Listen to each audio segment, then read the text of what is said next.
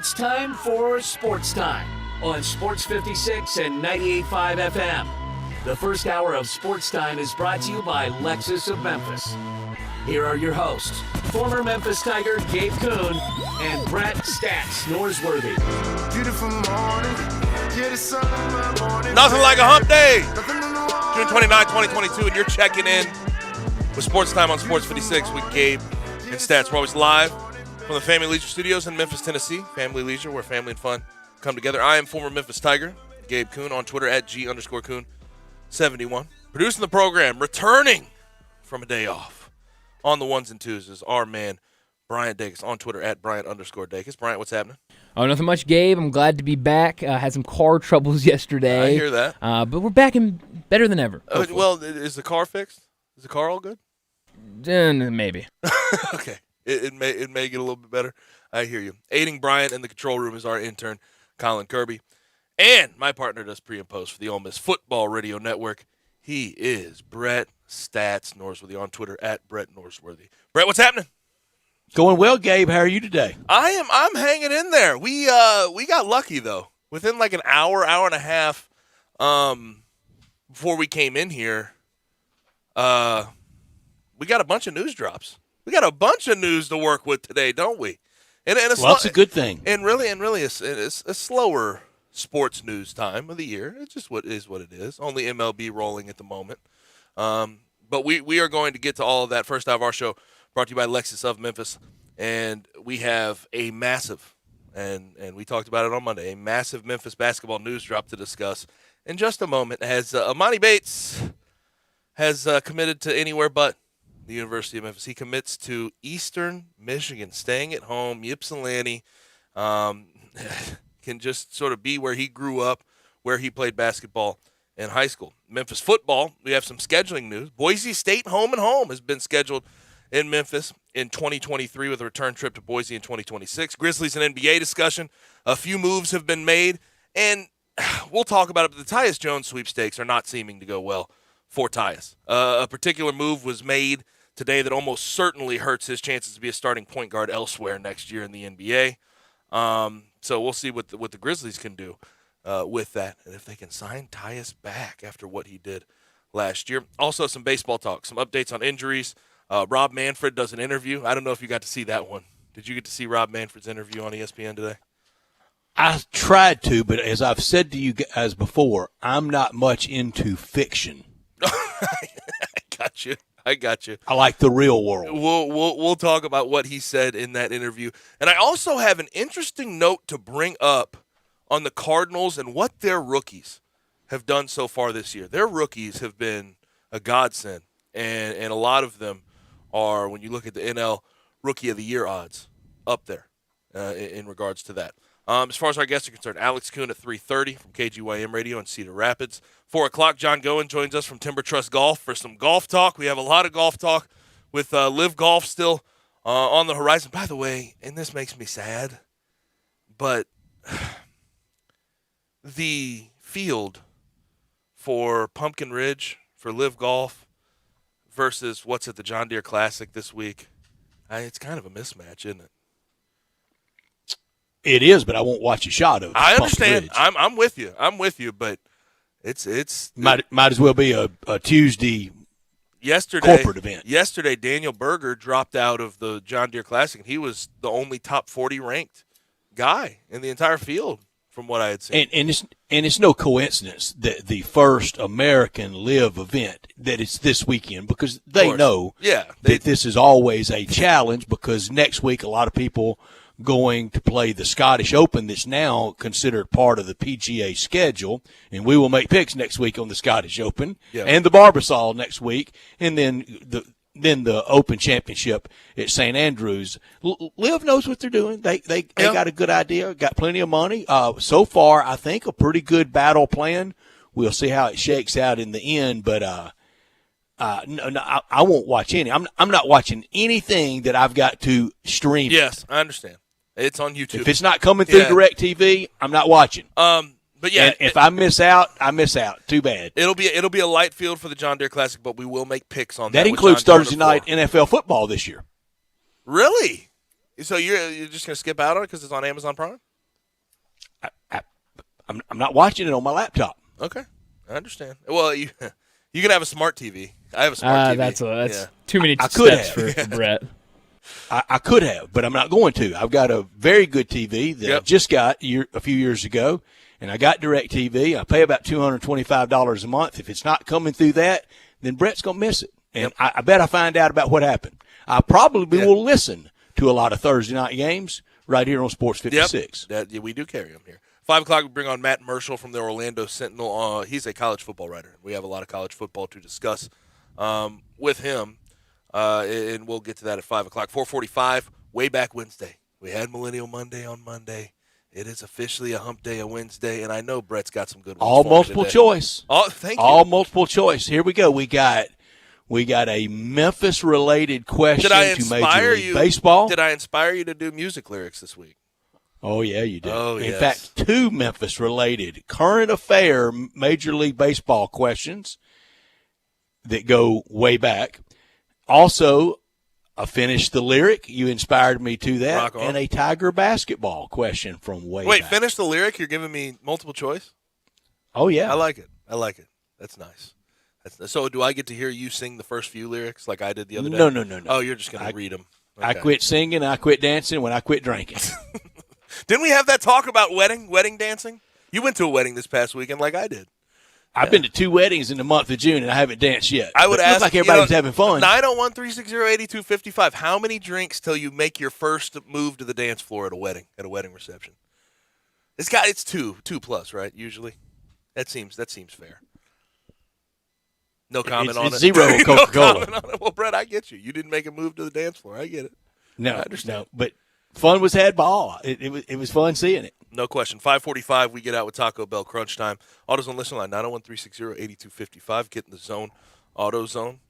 Text us question, comments, and concerns. Also, watch us live and message us on our socials. Sports56 WHPQ, Twitter, YouTube, Facebook, Twitch, and go to our website, sports56whpq.com.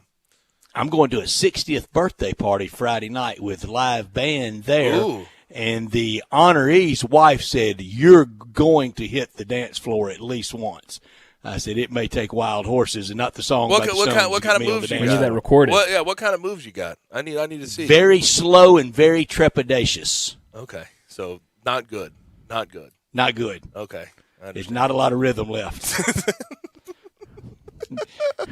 The rhythm left in the 20th century. The liquid courage gives some people a little bit of rhythm, but it's true. Yeah, but yeah, it does. You're obviously not doing that, so I understand. I understand. What kind of music are they going to be playing? Do you know? Are they going to be by request? I got a feeling it's going to be 80s inspired. Okay, that's fine. I can dig that. As long as it's good 80s music. I don't need trash music. It's all good. I like bands. I like live music. I do too. I can dig live music. I do too. Only thing, I don't want it so loud that only dogs can hear it. What are you talking about? I want to be able to still be conversant in the party room. Where you're screaming in their ear. They're, what? Yeah. What'd you say? I can't hear. I hear you. You wear what color underwear? And then the band stops. Music goes off. Yep. Yeah, exactly. I get you. All right, let's start here. You're commando? No. And the music goes down. Let's start here. Amani Bates, just about 30 minutes ago, has announced that he is not committing to the University of Memphis, as we were told sort of over the weekend. We talked about on Monday. He commits to Eastern Michigan. He commits where he is from in Ypsilanti, Michigan, and it looks like, grand scheme of things, Eastern Michigan might be solid next year with what they've done this offseason. But I can't imagine with where he could watching it, but also where he committed to with sort of the decision that has been made. I can't imagine this is a bad loss or anybody at the University of Memphis. That coaching staff has really been out of shape by what has transpired. Haven't they been braced for and tantamount to moving on from Amani Bates since December? Yeah, and I said this the other day. I thought it would be very weird for him to commit back to the University of Memphis after how this all shook out. Especially not with the carte blanche deal that he thought he had last year. Penny consistently giving him benefit of the doubt, consistently letting him, or sort of I'm not going to say coddling, but I think that's a semi-fair word. But bringing him along, teach him to play point guard, bringing him along and trying to give him the keys to the ship, and it didn't work out. He leaves for a few months, comes back, and gets to play in the first game of the NCAA tournament, even though he had missed so much time. Penny didn't have to do that. Penny did. I mean, he went out of his way to try to help Imani Bates, and Imani Bates spurned him. Imani Bates, I mean, being reported that he was saying spurned and burned. He was saying things on the way out to recruit, saying, "Don't commit here, don't come here."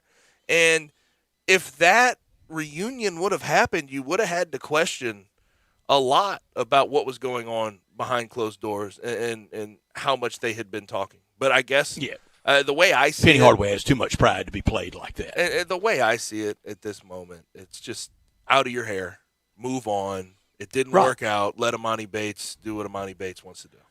And it will rank with some of the bigger flops of highly rated recruits in the history of the University of Memphis. Now, It didn't end up well for James Wiseman for a host of other reasons, but there have been others. Jalen Kendrick was big, and then he tried to transfer to Ole Miss, and he couldn't make it work anywhere.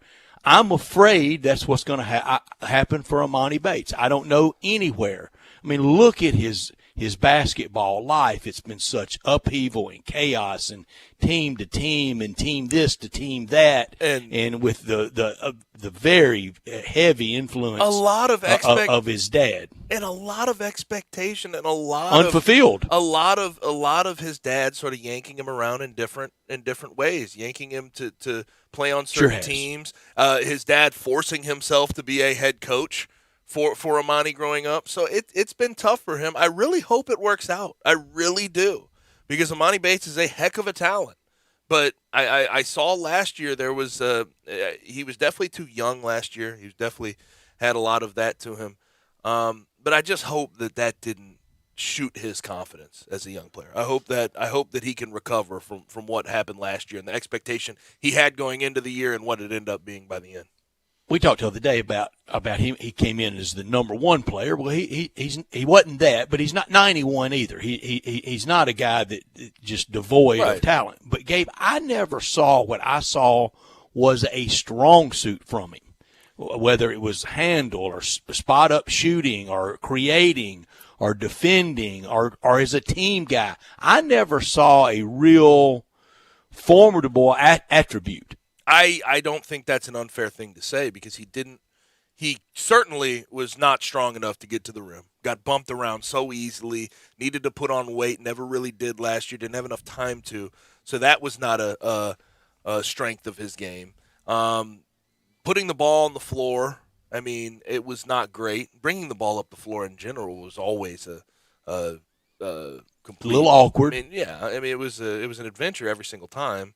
I guess the one thing you could say about him is from a jump shot standpoint. I mean, maybe it didn't go in at times before he ended up leaving for, to go get a doctor visit to see if supposedly his knee, the whole thing. We all remember it. The one thing you could say is his jump shot is effortless. His jump shot, and he gets it off quick. So I think as a jump shooter, there's a lot to build on. But even at Eastern Michigan, I don't think he needs to be the guy handling the ball and facilitating offense like Penny Hardaway thought he could do as a 17-year-old at Memphis. And if Penny Hardaway can't teach him to play point guard, who can? I think there are people out there who maybe could teach him to be a better facilitator. Aren't you born to be point guard? I think you can learn a little bit, but I think there's a lot of it that you have to be innately good at. You have to just be innately good at having your eyes up and dribbling the ball up the floor and being comfortable in those positions. And Imani Bates just clearly wasn't. Never was. So we saw in the first NCAA tournament game, we saw as an off-ball spot-up shooter, as a wing player, I think he had a little bit more comfort. I know he didn't play a whole lot of minutes. He didn't play barely any. Shocking, he played it all. But that was the role. That was the role last year that he needed to play and sort of grow up in, and putting him on ball with that much responsibility at that age was always, I mean, looking back on it, obviously hindsight 2020, that was always going to be a foolhardy decision. I want this at the text line, 901-360-8255. Get in the zone at AutoZone. Your text, your calls right there. I want this on the floor. I'm not talking about soap opera stuff. I'm not talking about off the floor. What was the Amani Bates moment as a Tiger? I want to hear from people at 901-360-8255. Get in the zone at AutoZone. This hour of our show brought to you every day by the one and only Lexus dealership in town. That is Lexus of Memphis at 2600 Ridgeway and online at lexusofmemphis.com. Call them at 901-334-9673. Great offers on all 2022 models and always special leasing options. Drive in luxury and confidence knowing that every new Lexus comes with complimentary first and second maintenance services. Stop by today at the one and only Lexus dealership at 2600 Ridgeway and put yourself in the driver's seat of the all-new 2022 flagship LS500, and you'll be looking and you'll be driving in style. When you purchase a Lexus, you get top-of-the-line engineering and design, and they make for the luxury driving experience.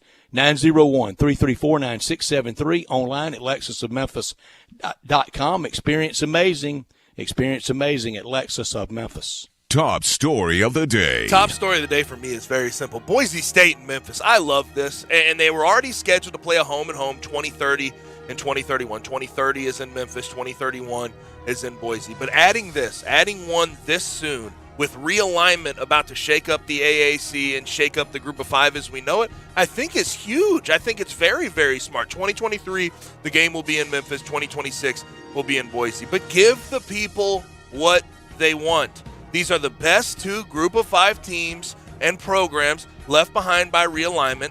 Theoretically, in 2023, 2026, 2030, if it's still the same, 2031, might be in the Big 12. They could be fighting for the top of the Group of Five consistently. So I love this, and I'm very glad that both programs sort of put it upon themselves to make this thing happen and make it happen relatively soon. Gabe, I love it, too. It makes the 4 non-conference games for next year now. Boise State, and I'm guessing that's going to be opening game, like September 2nd, November 9th at Arkansas State, November 16th at North Texas, and September 23rd, Missouri Tigers at Simmons Bank Liberty Field. And this is massive for a Group of Five team to get another quality Group of Five opponent, one that's going to mean something in the grand scheme of things. No FCS opponent next year. That's big. That is big. I enjoy that. My top story, why is every offseason so New York Knicks and Lakers dominated? Okay, I can kind of see the Lakers' interest. Oh, I do, but the Knicks. Well, I know why those two are always so prominent in the offseason. Those markets, that Pete and repeat society of NBA media that covers them. Over and over, you get this every year. And now, for the Knicks, since 1973, their last title. Next spring at playoff time, 50 years since their last championship, and we get this much New York Knicks in the offseason. They've been back more times than Texas has been back. They have. I don't know. I don't know if everybody else besides Knicks fans actually believe they were back, though. But they did offload Nerlens Noel and Alec Burks. They're trying to free up that space. They had that one playoff win last year. Win, not series. Win. And to think about the fact that Jalen Brunson's he's supposed to fix all of their problems. He's supposed to fix all of the ill going on with the Knicks right this second. That's beyond me why that's the thought right now. Not top story of the day. For me, that has to do with the Wizards. They have finalized a deal to acquire Nuggets guards Will Barton and Monte Morris. In return, the Nuggets get guards Kentavious Caldwell-Pope and Ish Smith. This leads me to my not top story because Tyus. Washington was really the final domino as far as starting concerns were there for Tyus. Tyus was potentially a fit there as a starter. Now they have Monte Morris. Only options now for Tyus Jones seem to be as a backup, and that would put him right in the conversation of re-signing with the Grizzlies, and I think a lot of people would be completely fine with that. But I mentioned this yesterday, and we had this discussion yesterday, Brett. I think most people around the NBA, most GMs, see what I see when it comes to Tyus Jones. Tyus Jones is a great player. There's no doubt about it. But when you talk about a skill set of a lead guard, he does not possess that. He does not possess that consistently, so no one's willing to give him big money to be their starter at the point guard position. When you get a lead guard, you want them to have a talent and a skill level that is good enough to get you over the hump and get you into the playoffs. Now, Tyus Jones, I think, did a great job in his 23 starts in place of John Morant last year. But at the same time, I think over the long haul, and I said this yesterday, over the long haul, 70-plus games to have Tyus Jones inserted in there as your starting point guard, I think a lot of people would be disappointed and look for an upgrade if that was the case. My not top story, approaching the halfway point of the baseball season, approaching the second summertime holiday, the 4th of July, Independence Day on Monday. And I think I have the Cardinals figured out. They're okay. They're pretty good. They are not bad, but they're no juggernaut.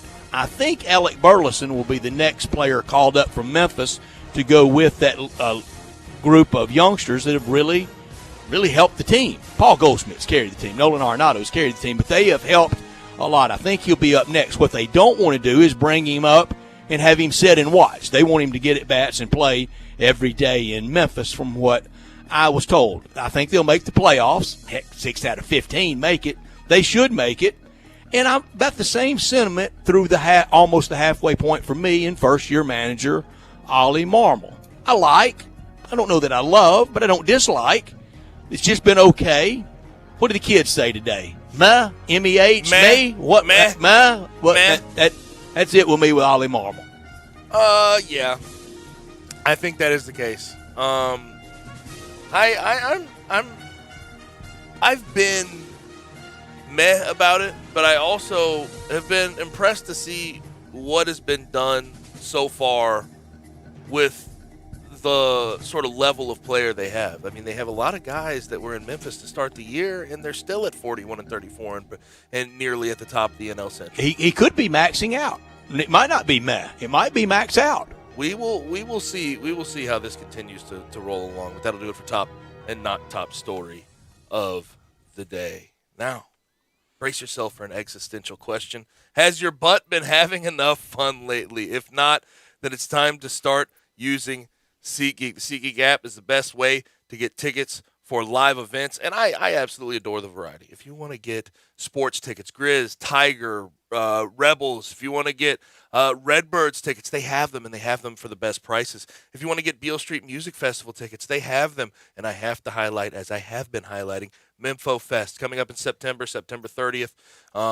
Is when it starts. 2-day and 3-day festival tickets are live right now on SeatGeek, and they're for the lowest prices. Go take advantage of those. Again, 2-day and 3-day festival tickets for Memphis Fest. Black Keys will be playing. Widespread Panic will be playing as well. SeatGeek is so beloved by butts everywhere because they've made it the highest-rated ticketing app. SeatGeek rates every ticket from 0 to 10 to make sure you're getting a good deal. Green means good, red means bad. And here's what I'm going to do to sweeten the deal for you. You can get $20 off your first purchase with promo code GABE56, GABE56 at SeatGeek.com or on the SeatGeek app. That's promo code GABE56, GABE56 for $20 off your first SeatGeek order. SeatGeek, get your seat in a seat. Download the app today. Now let's go ahead and get to our first break. When we come back, talk with my brother live from KGYM Radio in Cedar Rapids. We talk with Alex Kuhn next.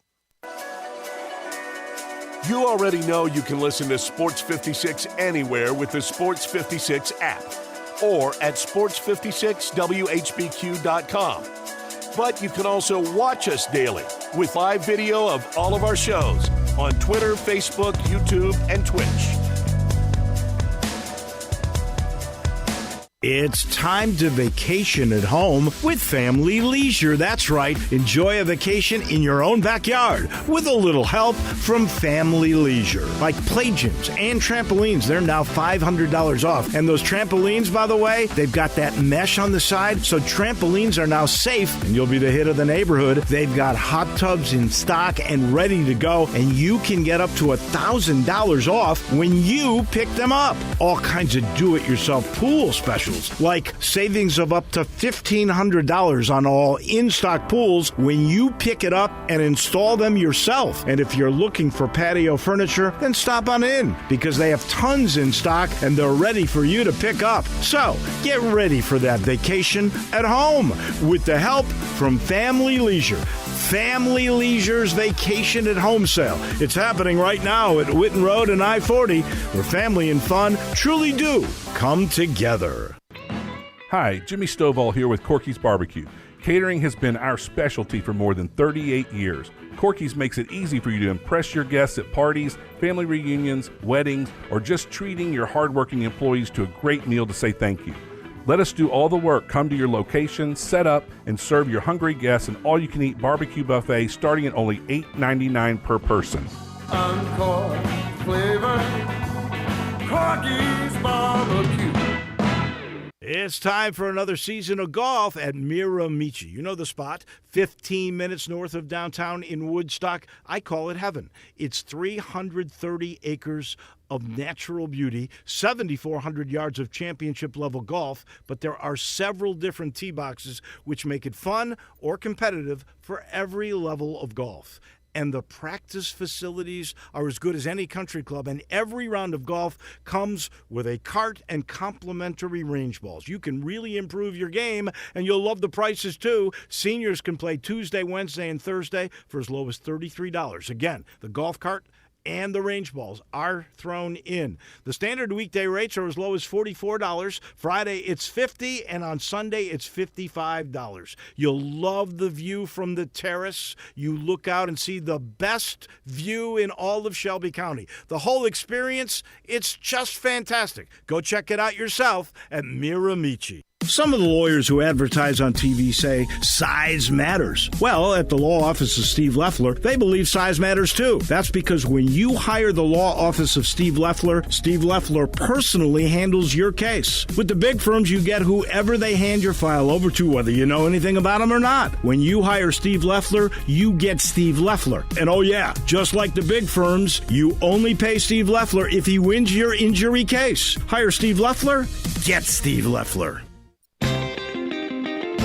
Memphis's oldest restaurant, Coletti's, was established in 1923 to give Memphians the best Italian food possible. And after 99 years, I'd say they got it right. They are the creators of the barbecue pizza.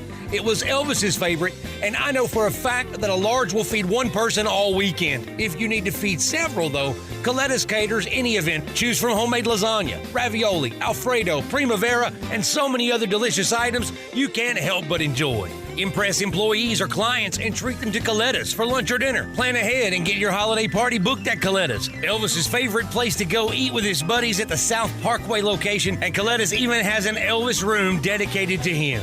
Call Coletti's on South Parkway at 948-7652 or Appling Road at 383-1122. Coletti's. It was Elvis's favorite, and it should be yours too.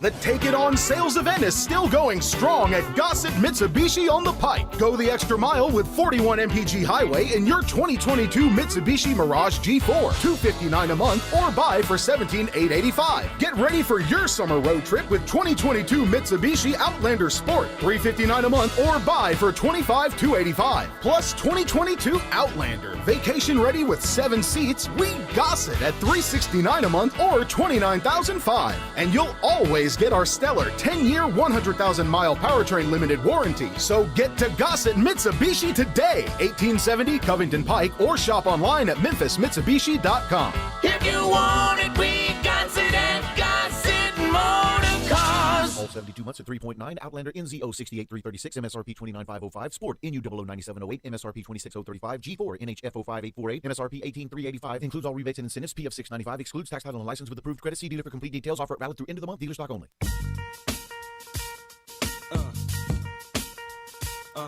Yeah. Now, back to Sports Time on Sports 56 and 98.5 FM. This hour is brought to you by Lexus of Memphis. Open the door, sit in the seat, turn the key, and go. Here once again are Gabe Kuhn and Brett Norsworthy.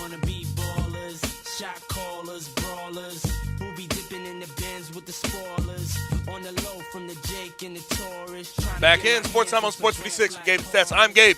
He is Stats. And joining us right now from KGYM Radio in Cedar Rapids, my brother, Alex Kuhn, at Alex Kuhn 523 on Twitter. Of course, the co-host of the Todd Brommelkamp Show with Alex Kuhn from 4 to 6 on KGYM Radio. Alex, what's happening?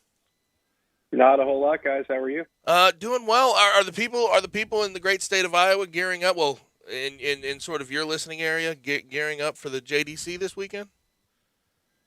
A little bit. Okay. It's always a good event that comes to Silvis, Illinois, in the Quad Cities area. The field is what it is, but yeah, I think that people are always excited for JDC week.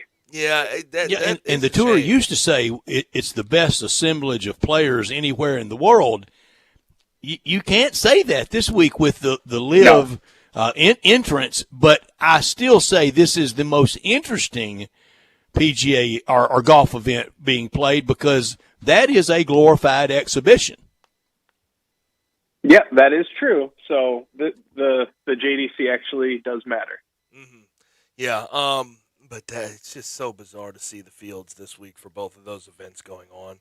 If Live Golf hadn't had the attention, and I know it's had the collective attention of us for a while, but if it hadn't had your attention till now, it certainly has. When you see the fields, the John Deere Classic versus the event in Pumpkin Ridge. Now, I know you have a thought on this. Came down right before we got on the air. Tigers and Boise State 2023 and 2026, and then also they have the home and home in 2030 and 2031. That's a crazy amount of time to schedule out ahead of time, but it is what it is. That's how it works. What do you think of it? I think that it's an important step to make sure that you're playing the top teams that are still in what is known as the Group of Five. Yeah. That you see some of the top programs like UCF, Houston, and Cincinnati, as well as BYU moving into the Big 12. And I feel like Boise State and Memphis are one of less than a handful of programs that are looking around like where do we fit into this new landscape? What is going on here? So they can't control whether or not the Big 12 is going to add more members, but what they can control is putting together the best matchups possible, and scheduling each other was a good step in that direction. And you will play your way into prominence. You will play your way into a next list for a Big 12 or some other potential Power 5 conference. It makes I think it'll be on opening day. It looks like that's the open a date for the Tigers next September, Saturday, September 2nd. And that will have a good TV carrier for that game. And that's one. Look, I know Ole Miss and Tennessee and anything SEC related, Mississippi State gets the fans jazzed up. But that's one I think that first number in attendance will be a 5. It'll be a 50,000 plus crowd with any kind of break in the weather. Yeah, it's one of those that I can't wait to see at both stadiums. Yep. Like I can't wait to see Boise State coming to the Liberty Bowl, and I can't wait to see Memphis going and playing on the blue turf in Boise. So, as you said, Brett, this is about television and putting together the best matchups possible to bring in the best ratings. And as you said, there are going to be a lot of big time games in the non-conference, and maybe you're not going to get the ratings of SEC games. You're not going to get that. But these two programs, you'll be up there though in ratings. That is true. These two programs and the fan bases and the tradition for Boise State, it goes back a little bit further in the sport, but it's still exciting nonetheless. And really, really and truly, it feels like these are the next two dominoes to fall, without question, to a power conference if realignment were to happen. Now, things can change, and I don't know when realignment will hit again, if the Big 12 is going to add teams, But these would be 1 and 2 in whatever particular order that you decide they would fall in. Yeah, they would. And as you said, there's still a lot of frustration, I feel like, for both of these programs that they haven't gotten that call yet. And it's hard to keep hearing, oh, we'll just wait a little while longer. It's going to come. I promise. Just keep doing what you're doing. And when Memphis and the Liberty Bowl decided that they were going to renovate that stadium, that was kind of that next clue that, okay, no, we are ready for this step if somebody wants to give us a chance. But I agree. I think that it will happen. The timing on it, though, is just it's hard for those two programs, and I would argue especially Memphis, with a highly thought of, historic top 15, top 20 basketball program, and a football program that they feel like if they got into a big time conference could compete with the extra resources that comes with being in a better conference based on what they've done with NFL talent, especially at the skill positions in the AAC. It's hard to sit around and wait, but unfortunately they can't control that.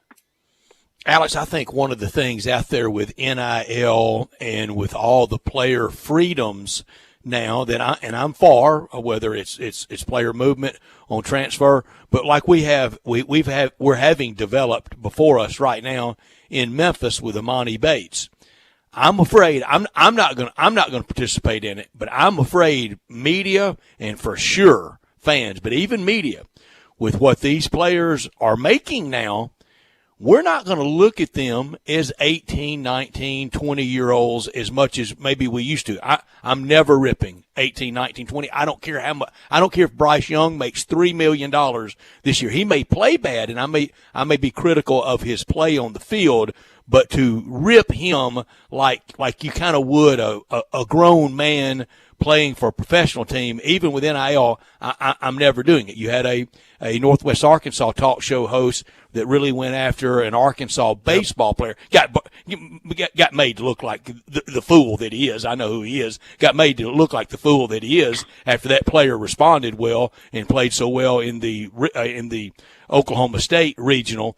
But it's going to get rough and tumble with players. Do you think we're ready for that as sports fans, Alex, to hear college players kind of this dogged? It's unfortunate, but I feel like this is just sort of gotten progressively worse. Yep. And now, I'm just wondering if it's going to be a whole lot worse, and maybe it will be. But it's bad. It's been so bad already. That's the problem. Like this, especially in the SEC, and I don't mean to single you guys in SEC country out, but that cat's kind of been out of the bag. And now, I think that it fully, for some people, they will reason in their mind, well, they get paid now. It's professional sports, and these guys should be able to take it. And it was the same argument that, oh no, if you play Division I sports, this is prior to NIL. If you play Division I sports, you should understand that's going to be a part of the game, and it's unfortunate, but I don't know what to do about it. And as long as we are so invested in allowing random name with 12 numbers next to it in their Twitter profile, and we take and an egg account, the egg, and an egg account, and make that news. I know that I'm exaggerating a little bit, but not really. That's sort of where our societal focus has turned. This problem is going to get worse, and I do think that now NIL will embolden some people to say, oh no, these guys should be able to take it. They make money now. Yeah, the thing that I do notice now is there is a little bit of pushback at people that because there's people that are out here tweeting at recruits when they commit elsewhere and saying, "Oh, you're being soft" when they transfer. And there has been pushback on that. You hope that keeps up. I think I'm with you though. I am curious if it takes off, if there is more of that, if we see it become more prevalent because of the money. My question is, are we going to see the trend that we're seeing in the NBA with like players almost being included in the media? You know what I'm saying? Like, yeah. Like, and we've seen it. There's guys the Monty Bates podcast coming soon. Well, wasn't Bryce Young was part of a podcast? There's a lot of guys that were part of podcasts last year. Exactly, and it's interesting because there's a lot of junk that arguments that come from it. But I also kind of like the regulatory aspect to it, where if Mad Dog Russo or Stephen A. Smith say something that is deemed a cheap shot, well, the players can respond, and vice versa. So it creates a little bit more dialogue. Is it healthy dialogue always? No, but it is nice that's available, and I'm seeing already in college sports, like at Iowa, one of the local burrito restaurants sponsors this podcast that they let players. Shout out Estella's, by the way. Great place. Estella's, great exactly. Place. Estella's. Oh, I love that great place. Go on down there if you're in the Iowa City area. My guy Tyler will hook you up. Yep. But I don't know. Like, are we going to see college players, that dynamic maybe come to the college game with how easily players can just get up and start their own podcast, and they already have that following. And that's a fantastic point. And I like it because, yes, like what we've seen, and I thought Draymond Green the other day with Kendrick Perkins, we've discussed this, I thought that was a ridiculous step over the line. But between J.J. Redick and Draymond Green, it's restored order to a lot of these conversations that never had order before, all these legacy talks in the NBA and the whole nine yards. Hopefully, I think there's some legs to what you're talking about there. Now, speaking of great dialogue back and forth, what did you think about Arch Manning and his decision to commit to the University of Texas? How's it going? How is it being received down near you guys? I'm curious. I think people are a little bit confused by the decision making in regards to where else he could have gone in Georgia. And I think a lot of people think Texas, from a competition standpoint, you have a lot of questions about what's going to happen. 5-star Quinn Ewers. You have Steve Sarkisian, who has been, besides at Washington, a lifetime underachiever as a head coach, and you don't know how long he's going to be there. So I think there are some people that are a little bit confused by the decision. At a lifelong underachieving program. Yeah, and that's kind of the intriguing part of this. Like we were just talking about, Brett, I don't want to speculate on his reasons for what he did because I don't know. I don't know the kid, and I don't know what type of conversations he was having with the people in his life, if this was his decision, what type of input he got. But I will say that I'm guessing he got pretty good advice along the way. It's an educated guess. Yeah. But look, he's going to a program that has not been able to find a quarterback since Colt McCoy.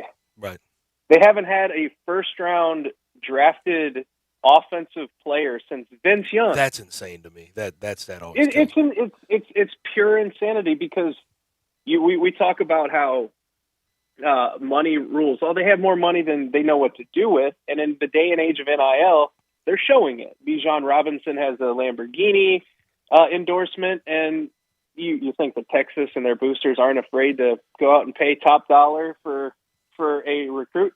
Once again, not saying that that's what Arch Manning decided, but Texas is one of those schools where I wonder if they're ever is NIL going to help them, or is it just going to make them put them in a deeper hole to where, now they're paying top dollar for their 8-4 teams.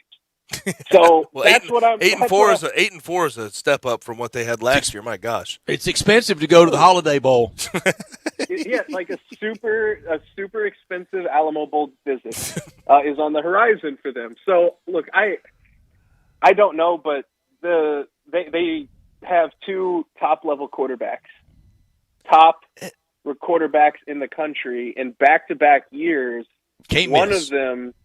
One of them left high school early to go cash in at Ohio State on name, image, and likeness deal. So it's one of those things where it's either gonna work out spectacularly for them, and they're gonna find Arch Manning is gonna be the one, like a storybook ending where they couldn't find a quarterback since Vince Young, but here comes a Manning, and everything's okay again, or you're going to have Ewers and Manning disappoint like all the other quarterbacks, and the drumbeat just keeps going on and on and on, and you kind of spiral more into that disappointing role. Because if you have Quinn Ewers and Arch Manning on campus and neither of them work out, well, then which quarterback's going to work out for you? That's my question. And I think Arch will be great at the college level and eventually a pro at some point. We'll see. I don't want to get too far ahead, but I think he has that talent level.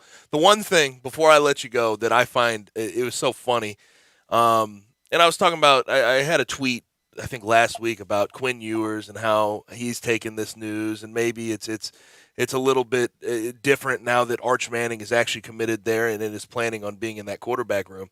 And I got a bunch of responses back, and they're saying, oh, well, Quinn Ewers took him around campus. Quinn Ewers is the one who got him to commit on his official visit. Well, it's different to say, okay, I invite competition. When that competition's on campus and you're now sitting in the second row of the quarterback room, it's a completely different discussion.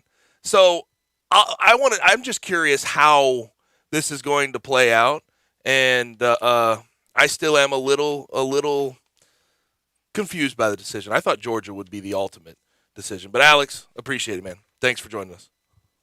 Of course, guys. Talk to you next week. Thank you, Alex. Have a great week. Brett Norsworthy here for FanDuel. The baseball season almost at the halfway point. Turn K's into cash and big hits into big wins at FanDuel Sportsbook. Right now, new customers can step up to the plate with a no-sweat first bet up to $1,000. Sign up using promo code CASH. Place that first bet, and FanDuel will give you up to $1,000 back in free bets if you don't win tonight. Shohei Ohtani on the mound and at the batter's box. I like him to go over his strikeout total pitching. Dansby Swanson just to get a hit anywhere in the Braves game at Philly, and in that Braves game against Philly, JT Realmuto to hit a home run. Great promotions every day. Safe and secure app. Get paid fast at FanDuel. There's no better place to bet America's pastime than on America's #1 sports book, FanDuel. Download the FanDuel Sportsbook app and sign up using promo code CASH to get started with your no-sweat first bet up to $1,000. Must be 21 or older and present in Tennessee. First online real money wager only. Refund issued as non-withdrawable site credit that expires in 14 days. Restrictions apply. See terms at sportsbook.fanduel.com. Gambling problem? Call the Tennessee Red Line at 1-800-889-9789. Time for a break. Grizzlies discussion upcoming. We have to talk about John Morant and what he did today. Very, very good. Got around town and was refurbishing public basketball courts. We'll talk about that. Also, we have to talk about Tyus Jones and what this Wizards move means for his future. And will he potentially come back to the Grizzlies if the Grizzlies indeed offer him a contract? You're listening to Sports Time with Gabe and Stats. You have opinions? Well, you gotta have an opinion. Of course you do. Everyone does. Hit us up on the AutoZone listener line, 360-8255, 360-8255. 13 platinum records, over 65 million albums sold worldwide. This is Poison. Brett, Bobby, Cece, Ricky. The original lineup returns. Sunday, July 3rd. Center stage at Silver Star Casino. Tickets on sale now. Visit PearlRiverResort.com. Don't miss the party of the year. Poison World Tour 2022. It's important for a really great bar to have a few things. A relaxed atmosphere, cold beer, excellent cocktails, and in the case of Bell Tavern, Memphis' perfect downtown bar, a Harold. He's been a bartender in Memphis for decades, and everywhere he's been, he's become legendary. Harold may not remember you the first couple of times you come to Bell Tavern, but he will remember a story about the time he did something insane in some place like Alaska that involves something like a bear and a canoe and a flare gun. You can find Harold most nights at Bell Tavern, tucked into Barbaro Alley. The easiest way to find the tavern and Harold is to walk right through the dining room at 117 Prime.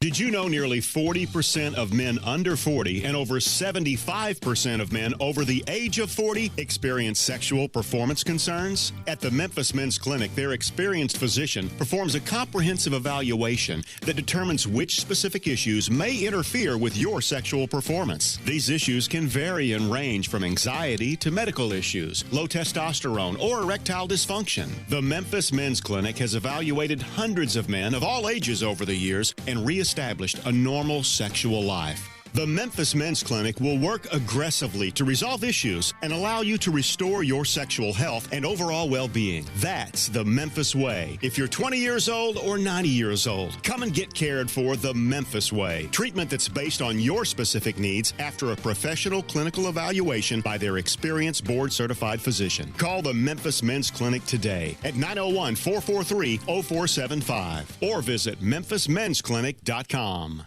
Everyone needs protection, whether you're on the field or on the road, so make sure you have the best. Bob Simpson State Farm Insurance can buckle you up with auto insurance, can back you up with life and health insurance, cover your business whether it's starting, growing, or maturing, and don't forget to insure your home, no matter if you're an owner or a renter. Like a good neighbor, State Farm is there. Call Bob Simpson today at 901-381-1233 or go online and get a free quote at bobsimpson.org. Stay protected with your good neighbor, Bob Simpson. For the latest from the world of golf, tune in every Saturday morning from 9 to 11 for the Golf Shop Radio Show. Hosts Mark Greenhelge and Matt Blanchard talk golf from tee to green and everything in between. If you like golf, you're going to love Golf Shop Radio. Before you tee up, drop on in.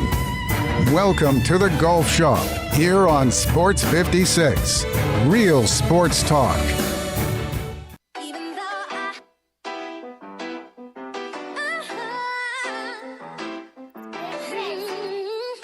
Now, back to Sports Time on Sports 56 and 98.5 FM. This hour is brought to you by Lexus of Memphis. Absolutely spectacular design, spared no expense. Here once again are Gabe Kuhn and Brett Norsworthy.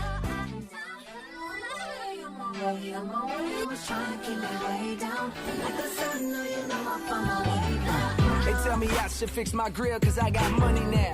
I ain't gonna sit around. So, Commercial Appeal put out a story today. It was our man, Mike Cole. And it was about John Morant and what he was doing today around the city of Memphis. And I just think this is fantastic, and it shows what he means to the city and how much he's embraced it. And he was around the city today refurbishing public basketball courts, 13 different courts, 9 different locations: Glenview, Alsea, Bickford Park, Washington, Gooch, C.W. Davis, Pine Hill, Lewis Davis, and Halley Park right down the street from my house, and awesome to see him sort of refurbish that. Partnered with Coca-Cola and Body Armor, 2 of his main sponsors, to go do this. And I mean, his community outreach as a young guy, and how much he's embraced the culture of this city, I can't say enough about it, and it shows itself all the time. If he's not already, he will as the years roll on and the records compile and the winning, and we hope a championship, going to be walking on water. I mean, he's going to be and I had a Grizzlies official the night he was drafted said this will be the biggest star that's ever hit Memphis sports-wise. It will be bigger than Larry Finch, bigger than Penny Hardaway, bigger than all of them. And you mentioned the Halley precinct. That's real close right here by us. Right. And legendary courts, legendary baseball diamond back there, legendary football field at Halley Stadium. Just so very kind. All this stuff, he does not have to do any of this. Doesn't have to bring his sponsors in to do it, and he decided. And did. Decided to, and you look at like what he does. off the court, like talking trash to other teams. I love the community outreach stuff and what I'm glad we have for the city of Memphis and what he's done for the city of Memphis so far. Now, talked about it in my not top story of the day, but Tyus Jones, this is getting interesting. Washington Wizards, we know about the Wizards-Nuggets deal. Wizards get Will Barton and Monte Morris. Nuggets get KCP, Kentavious Caldwell-Pope, and Ish Smith. And Washington, widely around the league, known as the last starting point guard fit for Tyus Jones. Now they have Monte Morris. Only options for Tyus at this point, Brett, seem to be backup options. If you're going to do that, do it here. I would think that too. He's got. I mean, he knows what's going on here. Where he is loved and fits. also, with John Morant and what he does night to night, he's gonna have to sit out eventually. He's going to have to miss nights. You're gonna go off the ball some. You're gonna get some starting potential. Like you will start some games year to year if you're in Memphis. Now, again, if it doesn't work out with Tyus Jones, it doesn't work out. The only other fit I could see as a potential starter, and it would have to have a lot of movement, would be like the Spurs. But the Spurs, if they blow it up, send DeJounte Murray to wherever they're going to send him to, they're not going to be a winning team. Is that a situation? Blowing up the Spurs and Pop's last dance? I don't know if Tyus wants to be a part of that, although he could reunite with his brother. That might be an interesting selling point for him. But that'll do it for hour number 1. Hour number 2 on the way. We have some MLB news to get to. Have to tell you about the Cardinals and what their rookies have been doing. We have Way Back Wednesday at 4:45. But coming up next, golf talk. And we have some picks to make for the JDC with our man from Timber Trust, John Goen.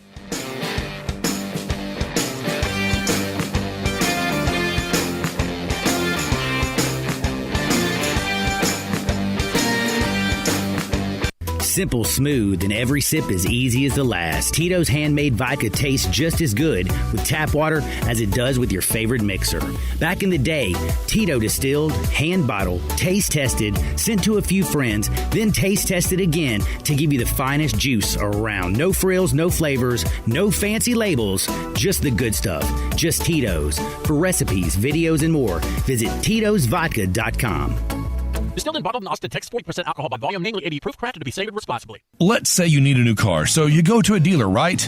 Wrong. You need to go to Mount Moriah Auto Sales. Why? Because why limit yourself to just one kind of car when you can choose from all kinds of cars, SUVs, and trucks? All different years, all different makes, all different models. Really good prices, too. Now, everyone says that about the money, but Mount Moriah Auto Sales proves it. They work hard to get you the deal you want, even financing. Plus, they have a huge full-service department to help you take care of your car. So many choices at Mount Moriah Auto Sales. They're almost unlimited, with new vehicles coming in every day. Now, these are really good cars and trucks and SUVs that you'll want to drive. And yes, low miles too. It's so easy. Just go to Mount Moriah Auto Sales, tell them what you want, but keep your eyes open because you might just find the car of your dreams. Mount Moriah Auto Sales makes it all possible. Go to MountMoriahAutoSales.com. Mount Moriah Auto Sales, right on the corner, right on the price, right on Mount Moriah.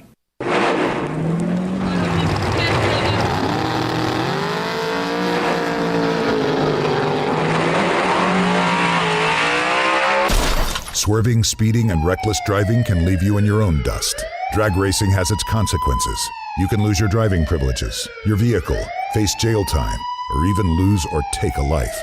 So slow down, Memphis. The life you save may be your own. Brought to you by the Memphis Police Department, Traffic Operations. Golfers, it's time to tee it up at Edwin Watts Golf Shops for the Callaway Trade-In Trade-Up event happening now through July 4th. Bring in any of your old clubs and receive a 50% trade-in bonus towards new Rogue ST Woods and Irons and Apex Irons. Both the Rogue and Apex families are designed with artificial intelligence for faster ball speeds. Swing by Edwin Watts Golf Shops and get your 50% bonus trade-in on Callaway Rogue, ST, and Apex Irons today. And while you're there, get custom fit for free. Edwin Watts Golf Shops, home of the 90-day satisfaction guarantee. Barks now offers you just about everything you need for your furry family member. Daycare, luxury boarding, award-winning grooming, veterinary checkups, diagnostic services including digital x-ray, fluoroscopy and ultrasound, complete dental service, vaccinations, preventative care for fleas, ticks, and heartworms, and just about any needed surgical treatment. And did I mention that we treat cats and all types of exotic pets? We are the newest member of the Barks family and the newest, most high-tech veterinary hospital in the Mid-South. Located directly across the street from Barks and Recreation, we are a full-service hospital with a fantastic, experienced staff. If you're having problems getting a timely appointment at your current vet's facility, we are here to serve you. Call us at 901-979-8888. Barks and Medication. Excellence in veterinary care. At Jason's Deli, when you're dining in or picking up curbside, you can expect wholesome food and no surprises, just delicious sandwiches, crisp salads, and quick quality meals made with the freshest ingredients and no artificial trans fats, MSG, high fructose corn syrup, or artificial colors and dyes. Around here, a lot of thought goes into what we put into our food and what we take out of it, because you're not just taking a bite, you're getting a taste of who we are. New items are constantly being created to expand our menu for all tastes and special diets with vegan and gluten-free options available. Convenience and on-time delivery you can count on. It's just a click away at jasonsdeli.com, so whether you need to feed 5 people or 5,000, the team at Jason's Deli, they have the credentials and the commitment to keep you satisfied. Freshness is nearby at Jason's Deli with locations at Ridgeway in the Park Place Center, Poplar and Highland, Germantown Road in Cordova, and on Goodman Road in Olive Branch. Jason's Deli. It's wholesome food and no surprises. We are Sports 56, WHBQ Memphis, and W253DF Memphis, Flynn Broadcasting Stations.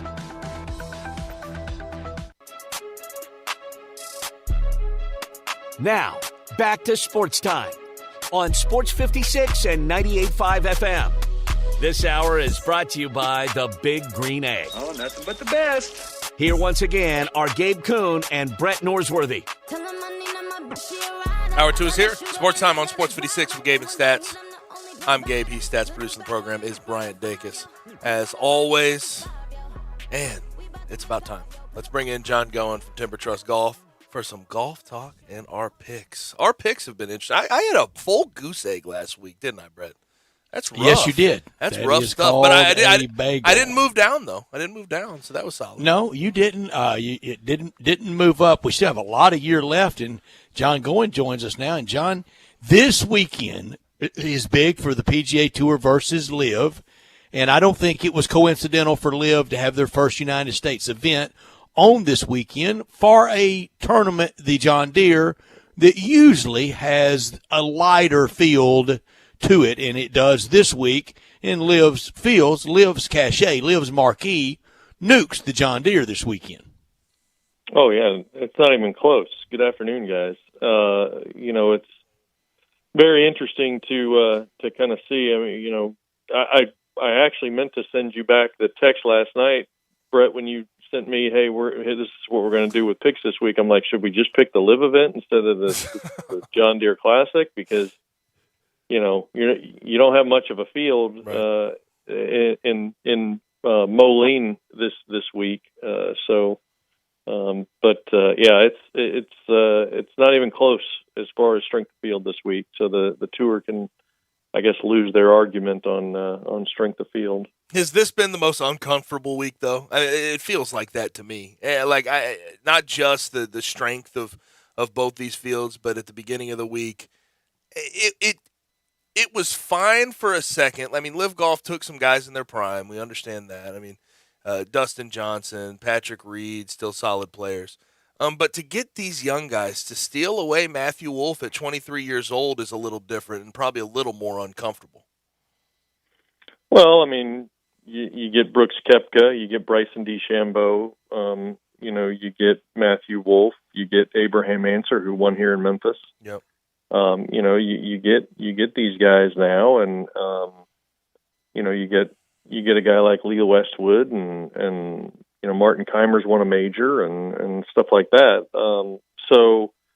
I mean, again, the larger arguments early on were they weren't getting the young players. Yep. Where was that talent going to get pulled from and everything else? So. Look, I mean, Matthew Wolff has definitely had some health issues. Brooks, obviously, in his press conference, documented the health issues that he has had. But at the end of the day, between, Patrick Reed and Bryson DeChambeau and Brooks Koepka, you get guys that have won quite a few majors in recent history, and you get some more marketable folks that can help, continue to grow what that tour is. I mean, the thing that I wonder in this whole invitational aspect of things is like how big do they want to get? I mean, is like 70 the number that they're looking at from a player count? Because then that way you continue to be there with no cut. I mean, that seems to be at least the logical number from the tour's perspective. I mean, I guess clearly at the end of the day, it's got to go into 4, from the player perspective in the team format. So, I'm curious to see where they ultimately get to as far as, okay, this is the max amount of players that we can take, right? Under what our current guidelines are. Great question, John, posed by you, and you just wonder if ever they will get pushed into, okay, we've got so many players out here, we wanted them all, we recruited them all, we're paying them all, they get money whether they finish last or they finish first. First gets a lot more, of course. And we're just going to do it the old-fashioned way. Thursday through Sunday, 72 holes, and we have golf more like the PGA Tour looks. You wonder if would that be a sign of progress, or would that be a kind of a live retreat? Oh, I think it would clearly be a retreat, compared to where they're building what their brand is. 54 holes, shotgun start, things along those lines. Less play. More juice. I was watching the news conferences for the last little bit, kind of getting ready for today, and that seems to be the underlying theme. I mean, Koepka said he was out there and played 18 holes in 3 hours to get to be able to see all of Pumpkin Ridge, as opposed to 3 hours or so for 9 holes and then come back the next day to play the other 9. So, I mean, there's clearly advantages for these guys being out there right now, and I think I don't see how they could ever go to a 72-hole format and going to a morning wave, afternoon wave, things along those lines. That's why I think it's going to be very, very interesting to see, one, how they build a schedule, two, where's their max number of players that they're going to have in order to create the brand of golf that they're looking to create from a long-term perspective. Now, I think I know what your answer to this will be, but I look at the trend that continues to happen here. Live Golf is really attracting good talent, and they're now attracting young talent. You look at what they did with Matt Wolff this week. Is there anything that would trigger the PGA Tour to say, okay, this is enough of a threat, we have to sit down and we have to discuss things with them and try to see what we can get done as far as the schedule is concerned, and see if guys can participate on both tours?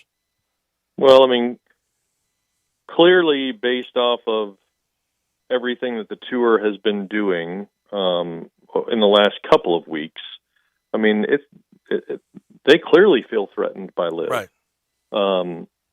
So, by adding the money to the additional events, obviously the one here in Memphis, to have the 5 events that are going to be special for the top 50 in the FedEx Cup points, that is in direct competition with Liv. And but I think, I mean, look, I think as much as they have drawn the line in the sand, if they went and had any type of meeting whatsoever, I mean, I think you kind of open the floodgates here. I think it would be just like if they ultimately were finally able to get a Rory or a Justin Thomas or a Scotty Scheffler or whatever to commit to Liv. I think it would be that big of a deal if the tour all of a sudden took it a complete about face and decided they wanted to sit down and meet with the folks that Liv. Right. I think the bigger part is going to be what the LIV guys are going to be able to do in order to justify, or not justify so much, but in order to somewhat convince folks that they should be able to accumulate world golf ranking points, so that some of these guys are have the ability to be able to stay in the hunts for playing major championships and stuff like that. The ones that are no longer, that aren't already exempt for winning majors. I have my favorite player already committed and on the LIV Tour, and he's one of my favorite players that was on the PGA Tour. And I've said many times, if I could be a pro golfer, I would much rather be this guy than Tiger Woods. This guy's he's made about $30 million on tour. I don't know how his investments have been, but lives in Scottsdale, has a great life, got a great mullet. Give me being Pat Perez any day of the week over being Tiger Woods, and I like him for his honesty and candor. He said, I took the cash.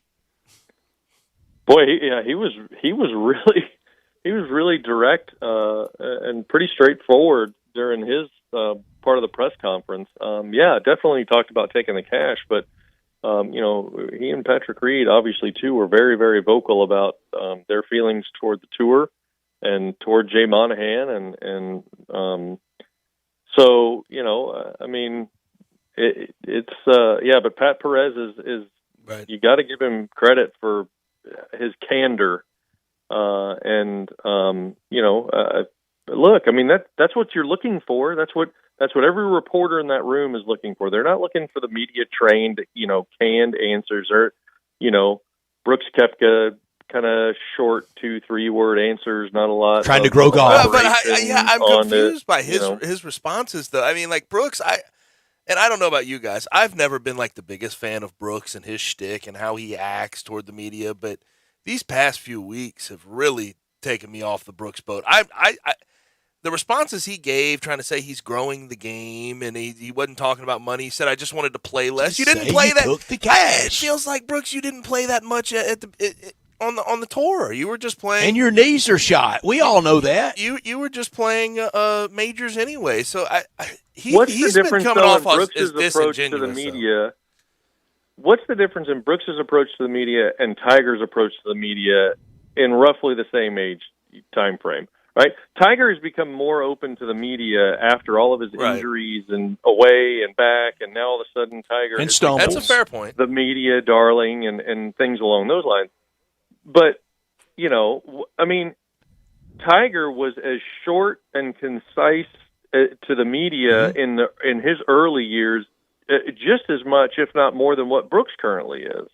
I got the difference. Here's the difference, Sean. We saw Tiger on TV from the Merv Griffin show at 2 years old with Earl doing the tricks and playing golf and the Phenom.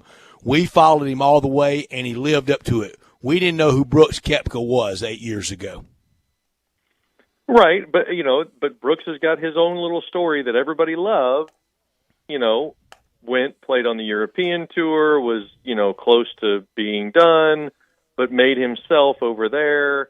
And now all of a sudden, kind of became Mr. Major there for a while. And although he kind of handled the media and everybody the exact same way as he currently does, everybody was willing to take it because he was out there winning majors. Now all of a sudden, he goes through some injuries.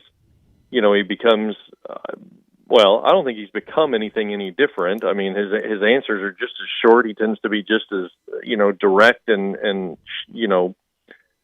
to the point, I guess, as far as he wants to go in answering a question. But now, I guess he loses that credibility because he's obviously, had some issues in the last few majors. He's gone through all of his injury things. And now, of course, there's the reverse course of I'm playing on the tour and now I'm not playing on the tour. I'm going to go play LIV. Right. So, I don't know. I mean, I think it's but a good point. I mean, one guy's kind of acerbic and a little bit horsey with the media, and another one is, and one we castigate, and the other one we fawned over, and that's kind of the difference between Koepka and Tiger Woods. This week, John, it's one of my favorite weeks of the summer. I love all the baseball, love all the golf, and I know for y'all at Timber Trust, you look forward to this weekend, all the summertime holidays, Memorial, Independence Day, and Labor Day.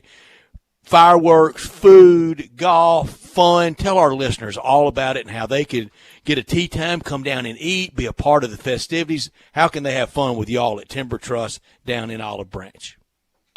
Yeah, so obviously should be a pretty decent stretch here. I know that there's, obviously some chances of some rain and things along those lines, but I think overall, I mean, it's a nice little stretch. It's always a fun weekend. We'll clearly again kick it off tomorrow night with our 2-man. Do have a carryover in the skins pot this week, so it's a great opportunity to kind of make your appearance if you are so willing. Still some good tee times available for Friday, Saturday, Sunday, and Monday.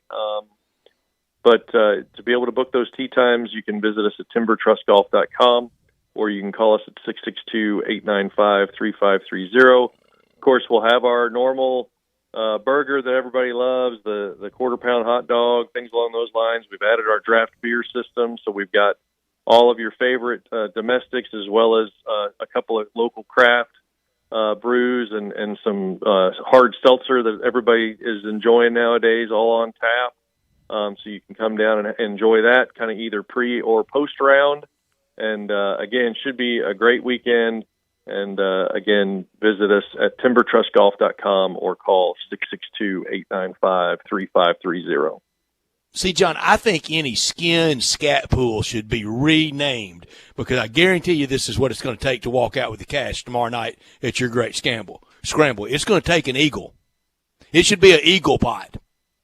It should be an eagle pot, but it's amazing. It's the one, like the birdie on the par 3 number 2, or a chip in eagle on number 5, or potentially something crazy on number 6, where it's amazing how many times the skins on 1 and 7 are tied with multiple eagles, because of just both of those par 5s are so gettable in a 2-man scramble for so many people. So it's always the odd hole. Even a birdie on number 9, the short par 3, to kind of wrap things up. It's amazing how many times you don't have folks that can tie either of the skins on the par 3s, but.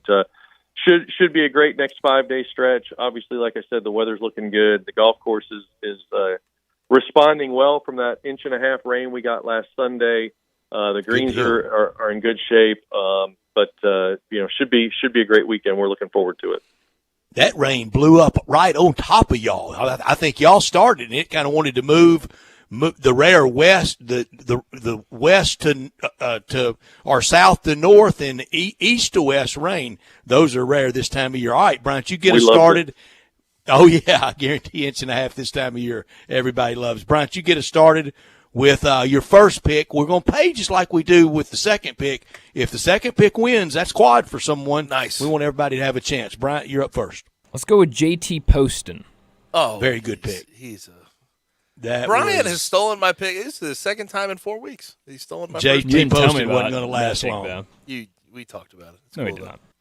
John?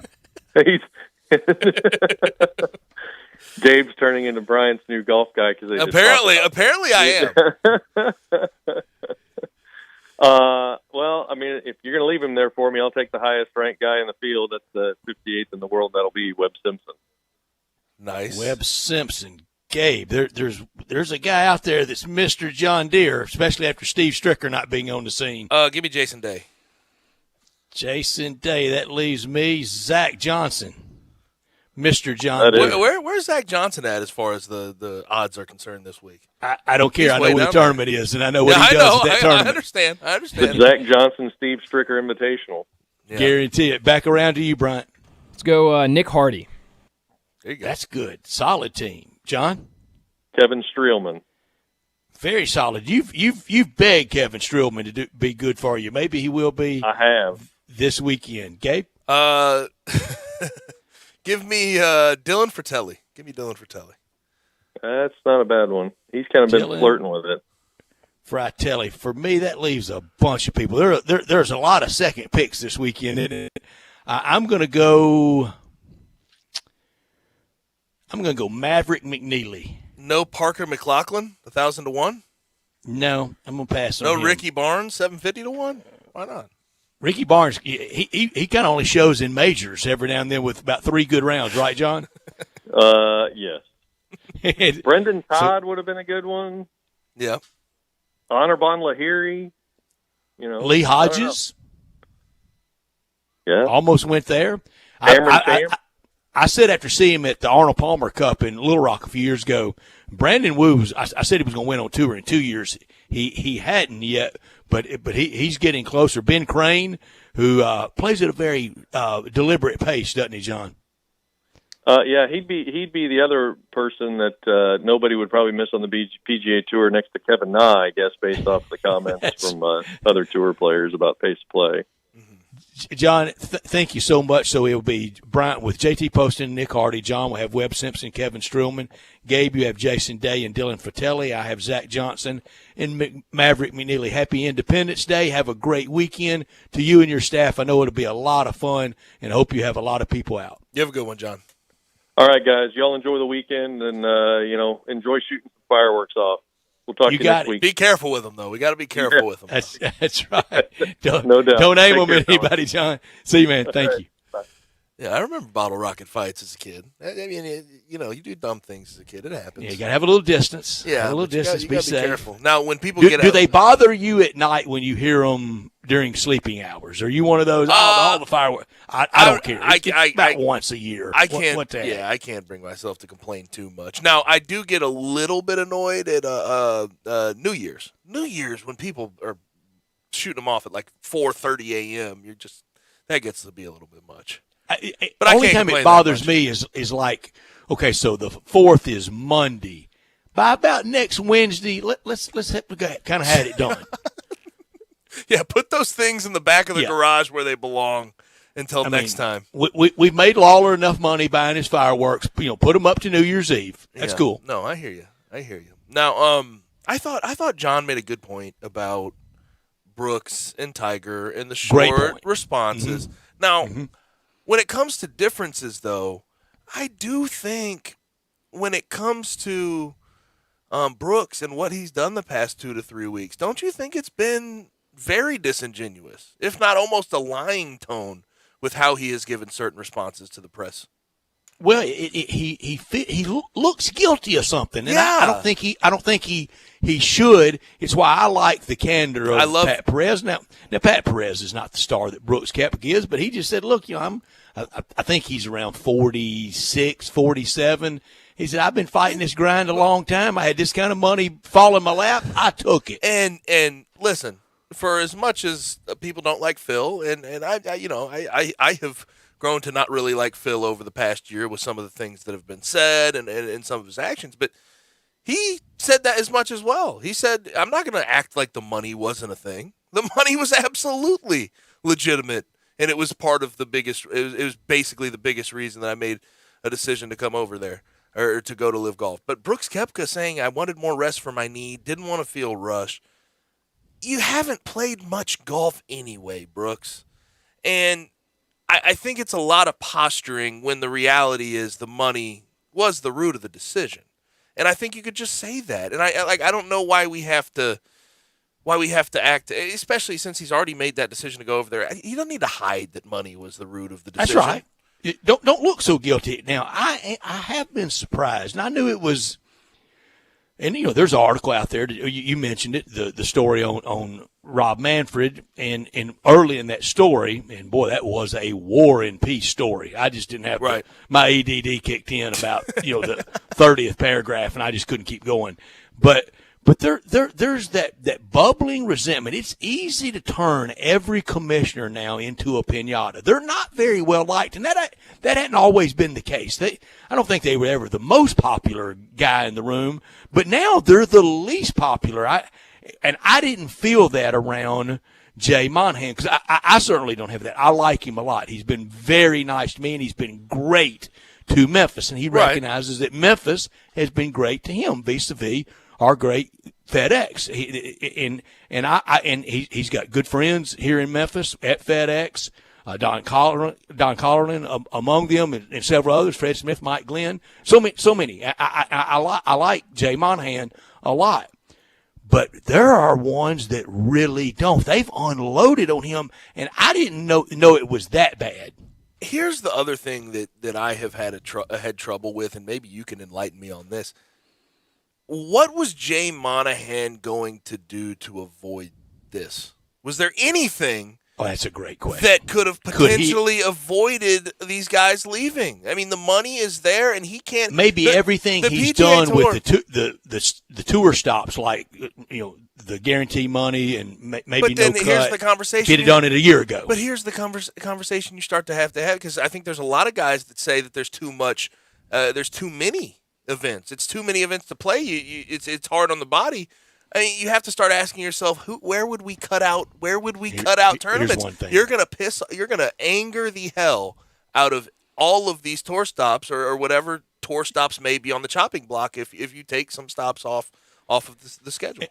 And the PGA Tour would have to remodel their image, their whole kind of persona if they did this. But here's what the players want as much as anything. And they don't really want to say it because they don't want to sound like Jim Edmonds having to ride that bus from St. Louis to Springfield right. and he didn't like doing it. They don't want anything to do with the Wednesday Pro-Ams. I guess so. They just can't stand them. They can't stand them. I get that. And that would be I feel like that would be a easy cut out. But then all that money for all the great charities and the PGA Tour, it has been a cash cow for great charities, including St. Jude Children's Research Hospital. You could also find a way to raise money for charity that doesn't have to do with a pro-am of sorts, right? I mean, you could replace it and find other avenues to raise that money. It's like college football and basketball coaches. I think most of them, the large percentage, close to 100%, certainly starting at 90, hate recruiting. Some just fake it a lot better than others. I think it's close to 99% tour players hating Wednesday Pro-Ams. Yeah, but that is a question, though, that has yet to be addressed. What could our man Jay Monahan, what could he have done to avoid this? That is a great question. And Gabe, seriously, when he has his availability in Memphis at our great event, I want you to be on that front row and ask him that. Are there any regrets to how this all played out? Is there something Let's you go back 24 months. What could have been done differently? Right. I think it's so much money that the royal family's throwing around that it was unpreventable. Yes, that's sort of what I think about the situation too. But we will keep asking that, and we'll figure it out. Let's go ahead and get to a break. When we come back, we're going to get to some baseball news, but we do have some breaking news out of the NBA. A massive trade has just gone down that has a very young all-star has been moved to the Atlanta Hawks. We'll talk about that when we come back on Sports Time with Gabe and Stats. Start your day with Sports 56 mornings with Greg Gaston and Eli Savoy. Weekday mornings from 7 to 10, right here on Sports 56 and 98.5 FM. I often say they've set the bar for the way car business should be done at Homer Skelton Hyundai. You know how close that is. It's right there at Highway 78, Lamar Avenue, and Craft Road, the very first exit in Mississippi.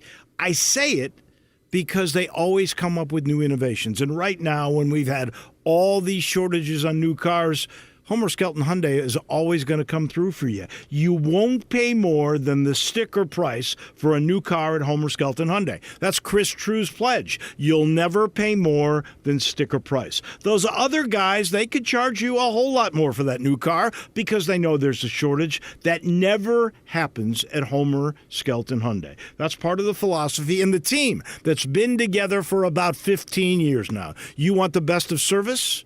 You want the best of products? It's the combination and the trust you'll always get from the best guys around. Homer Skelton Hyundai and Genesis of Olive Branch. On July 1st, Chris Pratt stars in The Terminal List. Lieutenant Commander James Reese, can you outline the details of your mission? It was a setup. They knew we were coming. Nothing in this file adds up. From Antoine Fuqua, director of Training Day. Answers or blood? Blood. Stay off my list. The Terminal List. New series, July 1st on Prime Video.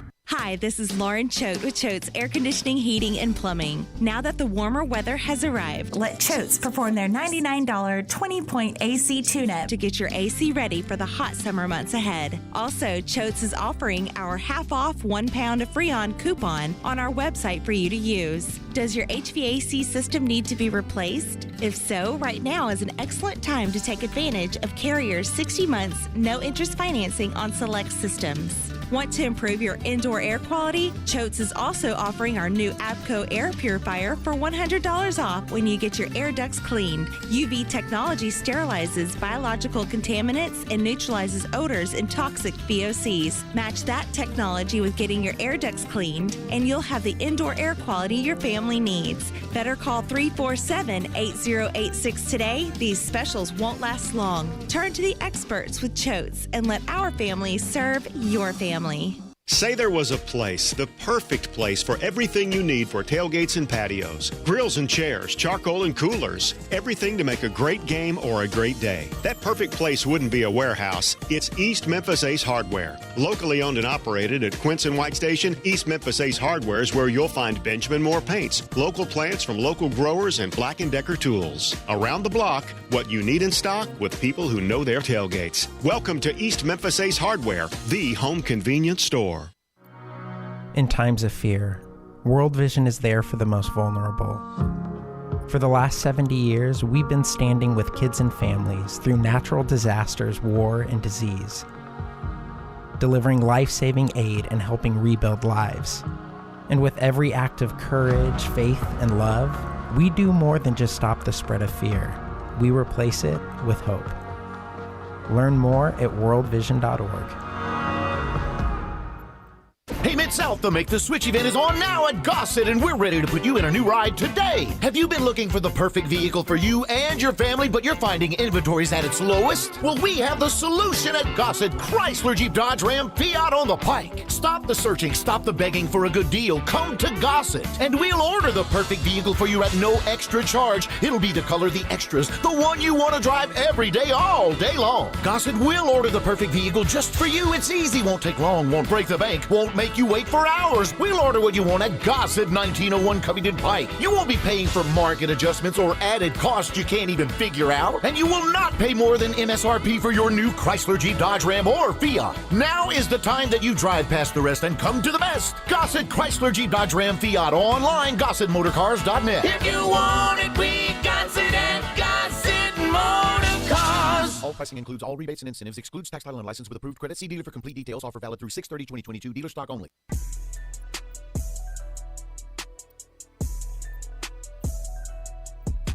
Now, back to Sports Time on Sports 56 and 98.5 FM. This hour is brought to you by the Big Green Egg. Dad, come on, you're going to fall on the barbecue. Here once again are Gabe Kuhn and Brett Norsworthy. We are halfway through on this hump day. And we have a lot to come on the show. Still have a lot to get to. Way Back Wednesday will be at 4:45, and at 5 o'clock we still have Matt Murschel joining us from the Orlando Sentinel on college football. Now, some breaking news out of the NBA. And I mentioned this earlier in the show about the Spurs and potentially the Hawks. Looks like the Hawks are sending 3 first-round picks and a future pick swap to the Spurs and Danilo Gallinari for DeJounte Murray. So DeJounte Murray and Trae Young will now be the backcourt pair in Atlanta. And John Collins, they still retain John Collins, still have a decent roster put together. I think the Hawks can certainly make some noise in the Eastern Conference with that type of pair. But on the other side of this thing, though, Spurs are in full tank mode. Spurs, they're not planning on competing next year in any way, shape, or form. Thoughts and prayers to Pop. I don't think he needs them. He can step away whenever. 1-800 to Pop. He can step away whenever he wants. Yeah. So let me go back to what I was discussing. Tyus Jones to the Spurs. There's an opening right now. He could be that point guard. I think you nailed it. Do you want to go be on an 18-win team? Do you think that? And here's my other thing with Greg Popovich and what they had. Still have Keldon Johnson, Lonnie Walker. 28-win team. Are they they can get to 30 wins. Will they want to? Probably not, but they could probably be a 30 to 35 win team, somewhere in there still. One wrong injury. Yeah, that's true. I get that, but last dance for Pop. Ooh. Yeah. But the Hawks need a guy like DeJounte Murray in a bad way. Trae Young, from a defensive standpoint, has not been good, and they need a backcourt member who can play a little bit of defense, and DeJounte Murray provides that. Steel champion last year, all-defensive guy in 2017-18, and was his first All-Star selection last year. And the Hawks kind of take that 1 year on, 1 year off mentality, don't they? They make a playoff run 1 year and then out of it the next. Who cares? They were a playing team. They were playing for the play-in last year. Come on. Well, that's Give true. them their credit. But, yeah, I think they have a chance to be very legitimate next year. But we'll see. We'll see what this means for the Spurs. Now, on to some baseball. And I've been meaning to bring this up all day. Cardinals, they're rookies. Have you taken a look at where they are in regards to NL Rookie of the Year odds? Because they are consistently up in the top 10. According to Vegas Insider, they have 3 in the top 11 of odds to win the NL Rookie of the Year. Of course, Nolan Gorman up there, Brendan Donovan, and Juan Yepez. It really just does sort of highlight what we thought of this team going into the year and what they are completely different images. And sometimes that can happen. You know, the best laid plans coming out of spring training don't always occur. And last night I was at AutoZone Park, and just at every at bat for Paul DeJong is just a shining example of sadness to see him, a really nice person. But you know, I think he's now around 218 or so. That's up. 220 or so. That's up compared to what he was at. And that's up. Hits into more bad luck than anybody I've ever. I mean, just skulls a ball, and the third baseman doesn't have to move and catches it, chest high. Yeah, but also hasn't he been striking out a fair amount too in Memphis? That's been his issue. He's had that, but between hitting into bad luck and striking out is how you hit 220. Yeah, and he was one of those guys. You saw him in his rookie year and into his second year. He was awesome. I mean, he was great. Right, you like Alec Burleson All-star like I level. do, don't you? Yeah, I'm pretty high on Alec Burleson. He was just injured, wasn't he? He's come back from an injury, right? Yeah, he's not going to be confused with Kurt Flood in outfield or Lou Brock in outfield. No. Yeah, but he can run and he can hit a little. Yeah, I was told last night that they just don't want to bring him up and have him ride the pine and play every 5 days. Let him get more. Bats at AAA and maybe come out of camp with him next year. He could be the kind of guy that could help when the rosters are expanded come fall, come September. If he did come up, what would he? Where would he be? I mean, sort of a utility outfielder. Utility outfielder. Because I mean, statistic wise, 341, 16 bombs so far. Isn't that what we're looking at? I mean, that's a hell of a can year. run, fun to watch play, air quotes here, plays the right way. Oh, gosh. Not that. You didn't have to go there. Well, he does. It's all out. It's 100%. You'll never think he's dogging. He's not loafing. Right, understood. That's what I mean when I say it. Yeah. You're a hustler. But the Cardinals have sort of struck a lot of luck with what they've had developing in Memphis this year. A lot of guys, I don't know if they expected a whole lot of Gorman when he came up. I mean, talking to you guys who got to see him. I didn't know where you would put him. You didn't really understand. Brendan Donovan, did you expect only this? One guy Brendan can DH Donovan has been a very consistent hitter, hitting up above 310 right now, and he's been consistent at doing it. And he's got some stubby in him. He's full dirty by the bottom of the second. Oh, yeah. And he likes to play in the dirt. And I'll tell you this about Brendan Donovan: you're not gonna be confused with him having a whole bunch of pop at his bat. He's not. He's a single and a double hitter. He's not much else. There aren't many of those. I heard Tim Kirkjian. But if you're hitting for average in this day and age, I think that's undervalued compared to how it was. I listened to Sean Kelly and Tim Kirkjian last Saturday on the National Game of the Week. Who knew? Not many people are tuned into that.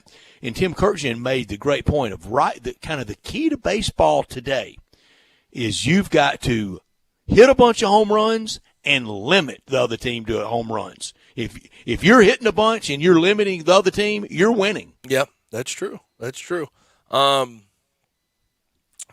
Now, I know you didn't see it, but I'm going to bring it up regardless. Rob Manfred in his interview with ESPN. I know you probably saw some clips from it in the whole 9 yards. I haven't seen any clips. I read some of the War and Peace at .com. It was, for lack of a better term, it was kind of a puff piece. It was a rehabilitation piece. It was Rob Manfred trying to do photos everything he could the photos to change the judicious Rob Manfred. Rob Manfred trying to change the entire outlook on who he is as a commissioner. First question of the entire interview with ESPN was, do you hate baseball? What's he going to say? Yes. So he says that's the most ridiculous thing. When did you quit beating your wife? He said that is the most ridiculous thing among a lot of ridiculous things said about me. Your actions have shown it. And then he went on to say, and he was talking about changing the game and how people are viewing it. He said the notion that we're trying to change the game to make it like something it never was, I think, is wrong. Rob. But you have. Rob, with all due respect. We've got ghost runners. That's what I was going to say. I agree with the universal DH, although a lot of people would say that that's changing the game to something it's never been. And you have a ghost runner. I gave on that one. There's a ghost runner on second base starting extra innings. That is something that at no level of baseball has ever been Your done. actions don't parallel with your comments in this puff piece. Yes, Rob. Yes, that was a lie, in my opinion. I think you are trying to change the game. That's what some call it. There are things about baseball right now, and namely the ghost runner that are nothing. You just have that are nothing like normal baseball. Nothing like we've seen in the past. And of course, everything gets collectively bargained. It has to with the strongest players union association in all of sport, but even the 10-day DL, and everybody's misusing it. Yeah. Everybody's manipulating the 10-day DL. Mm-hmm. Some different changes he's going to make in the coming years, according to him.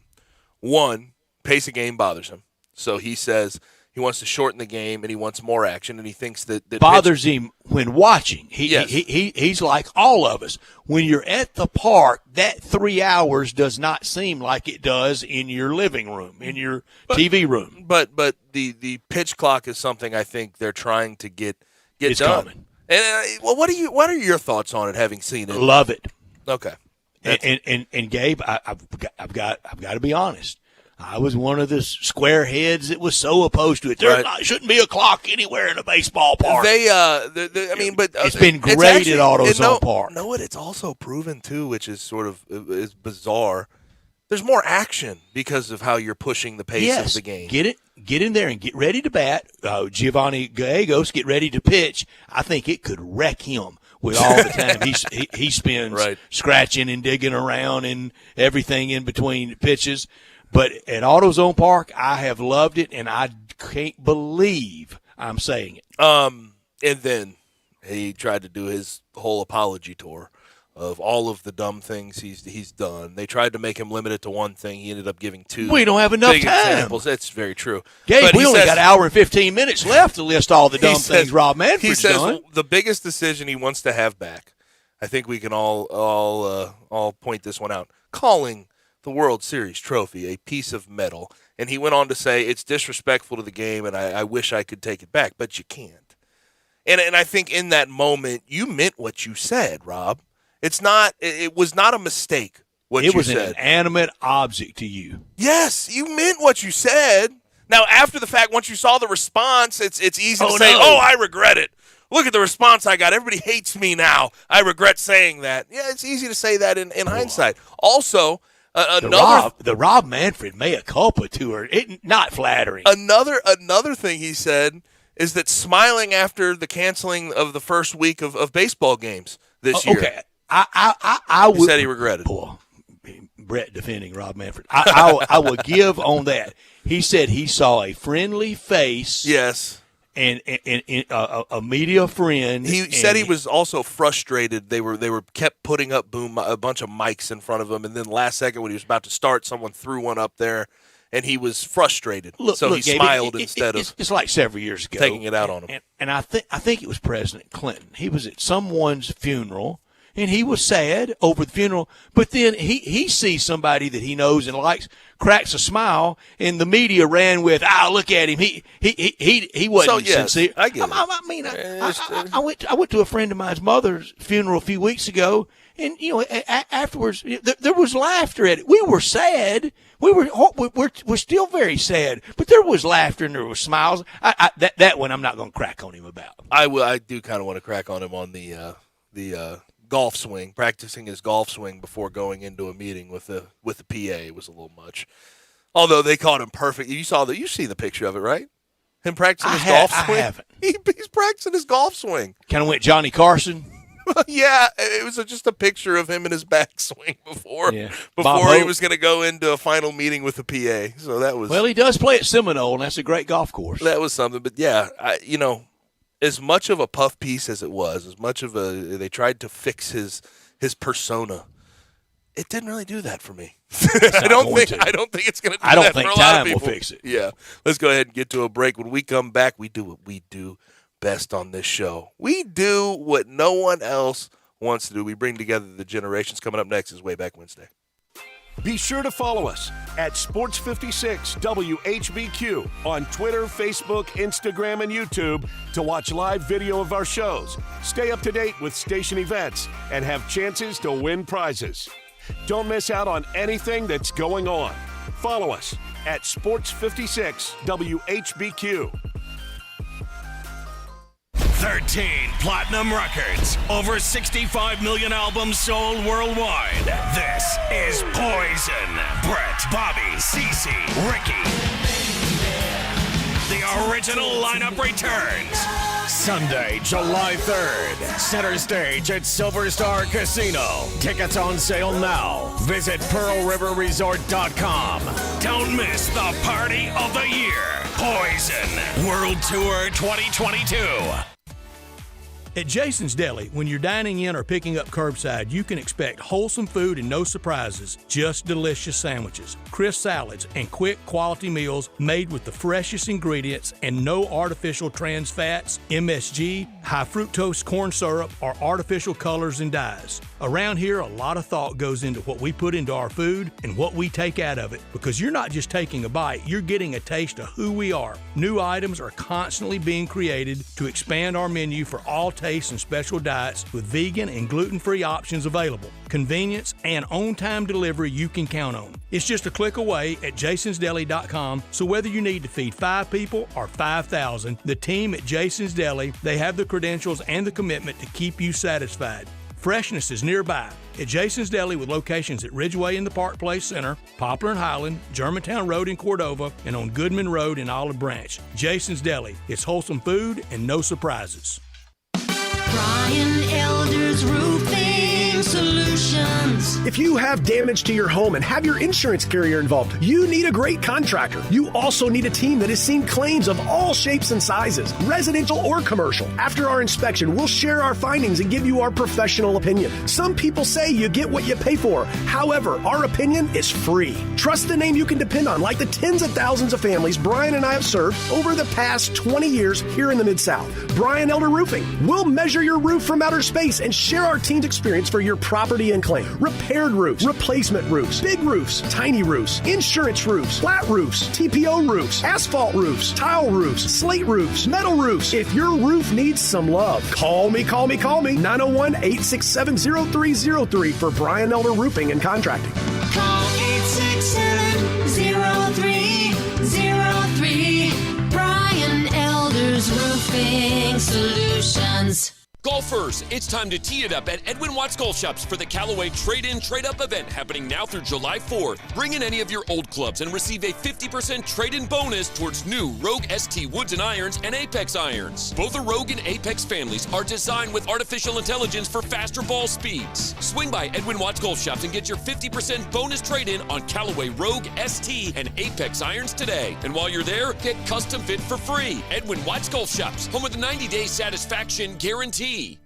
Hey, Jeff Allen, I'm ready to get my Kia on. What's happening over on Mount Moriah at Gossett Kia South? Hey, I know the car business is crazy right now, but we got them on the lot ready to ride. I've got a 2022 Kia Forte LXS 210 a month, 2022 Kia Soul LX 223 a month, both 36-month lease and $27.99 due at signing. Plus 2022 Kia Sorento LX 315, 36-month lease and $34.99 due at signing. And Jeff, your Kias are always equipped with a 10-year, 100,000-mile powertrain limited warranty. So whether you live in Horn Lake, South Haven, Olive Branch, or Memphis, you'll be happy at Gossett Kia, Mount Moriah. 2680 Mount Moriah or KiaMountMoriah.com. All 36-month leases, $650 acquisition fee, $30,000 per year, 20 cents excess mileage, 0 security deposit. Forte, $89,89,848, MSRP $20,770, sold in $78,68,67, MSRP $20,880. Sorrento, NG $128,223, MSRP $31,980. Must finance through Kia plus tax Highland license with approved credit. See dealer for complete details. Offer valid through 7/5/22. Dealer stock only. Warranty is a limited powertrain warranty. See Kia.com or retailer for details. In the alley since 1948, the world-famous Rendezvous. John, it's so good to see everything kind of getting back to normal. Brett, we've done a lot of ads before, but maybe it's time for me to do a recap. We have valet parking at the end of our alley on Monroe. On Fridays and Saturdays, we give away our wonderful red beans and rice until it runs out. And you know we like to do things local. Miss Barbara Jackson of O Taste and See has been making these wonderful chess and pecan pies, that's pecan, not pecan, and key lime pies for dessert. And we just started serving this wonderful gelato from Sweet Magnolia Gelato Company. And just to remind everybody, you don't eat cheese and sausage with a knife and fork. You take a cracker, you put sausage on it, you put a piece of cheese on it, a little mustard or a little sauce, take a bite and chase it with the pickle. Brett, we've always been the place for all gatherings, whether they're corporate, rehearsal dinners, retirement parties, birthday parties, whatever. We seat anywhere from 20 people to 250 people. And oh, by the way, we are now open for lunch from 11 o'clock on Tuesday through Saturday. Come see us at the Rendezvous.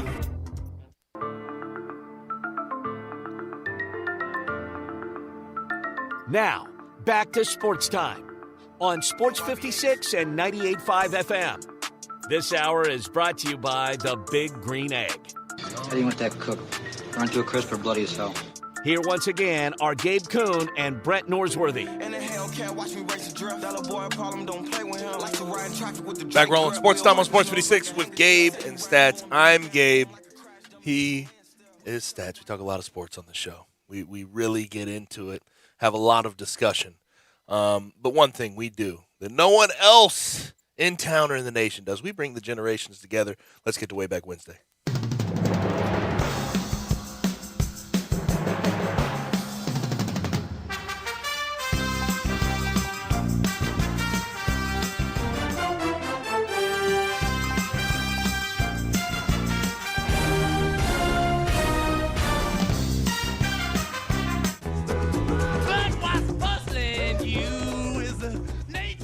All right. 4 out of 4 on the way, Brett. Question 1, all multiple choice. Under the title of We Don't Bluff, at the bottom of the pile in the Angels-Mariners brawl and one of the suspended parties in the Angels-Mariners brawl, was it an Angels assistant pitching coach, Dominic Cheedy. Okay. He was a 70s high school phenom in the 901 in Memphis. 70s high school phenom.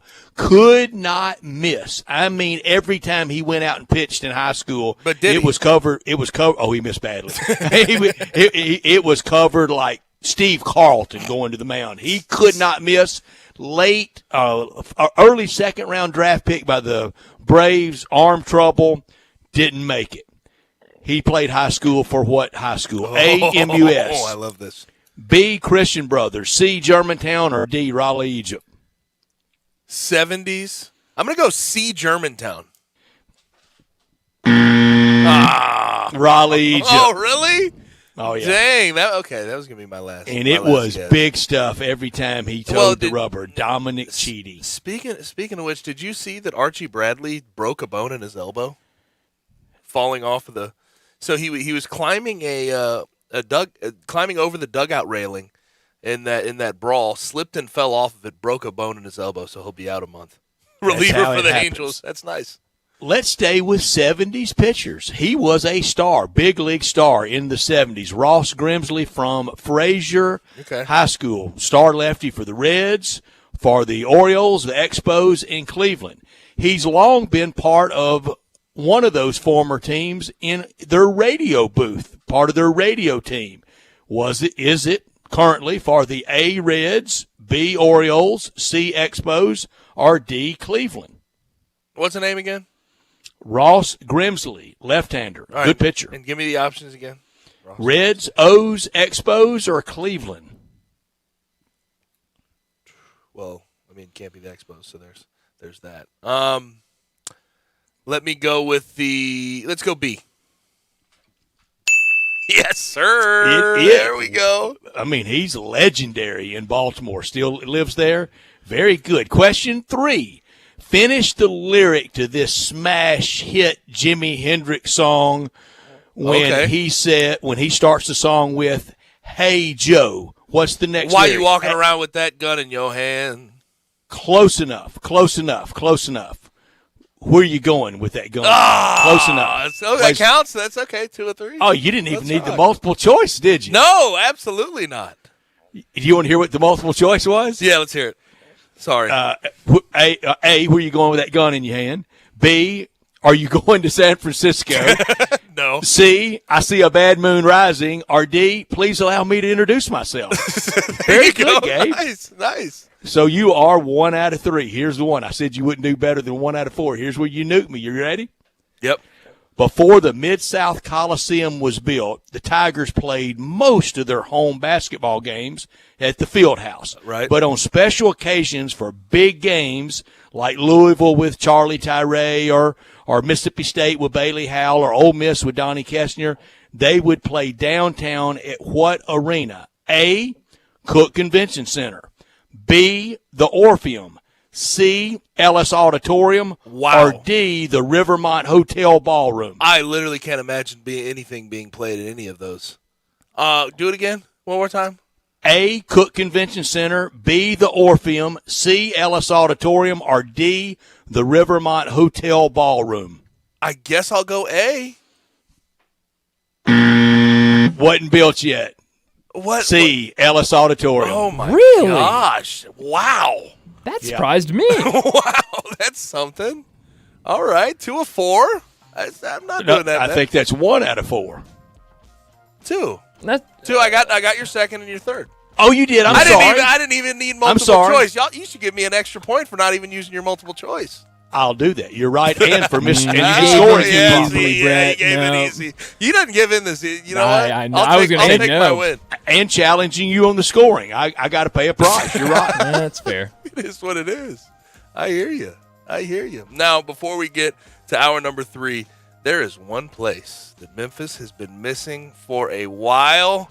That place is Bell Tavern, but I have great news. I mean, fantastic news. It's back, and it's better than ever, and Memphis is a better place because of it. It's open 4 p.m. to 11 p.m. Wednesday through Saturday and 2 to 8 p.m. on Sunday. You know about 117 Prime on Union. All you do is walk through the dining room, and you access the best bar in Memphis. Again, 117 Prime is on 117 Union. It's the perfect place to start your night with a gourmet bite to eat, burgers, sandwiches, and starters, and end your night with the coldest beer in town and craft cocktails that you can only find in Barbaro Alley, tucked in between 2nd and Main. For information daily for specials, call 901-249-6580 or go to their website, belltavern.com. Again, call 901-249-6580 or go to their website, belltavern.com. It is Bell Tavern. Hour number 3 on the way, and we started with some college football talk. Love that college football is right around the corner, but we talk with Matt Michelle of the Orlando Sentinel next.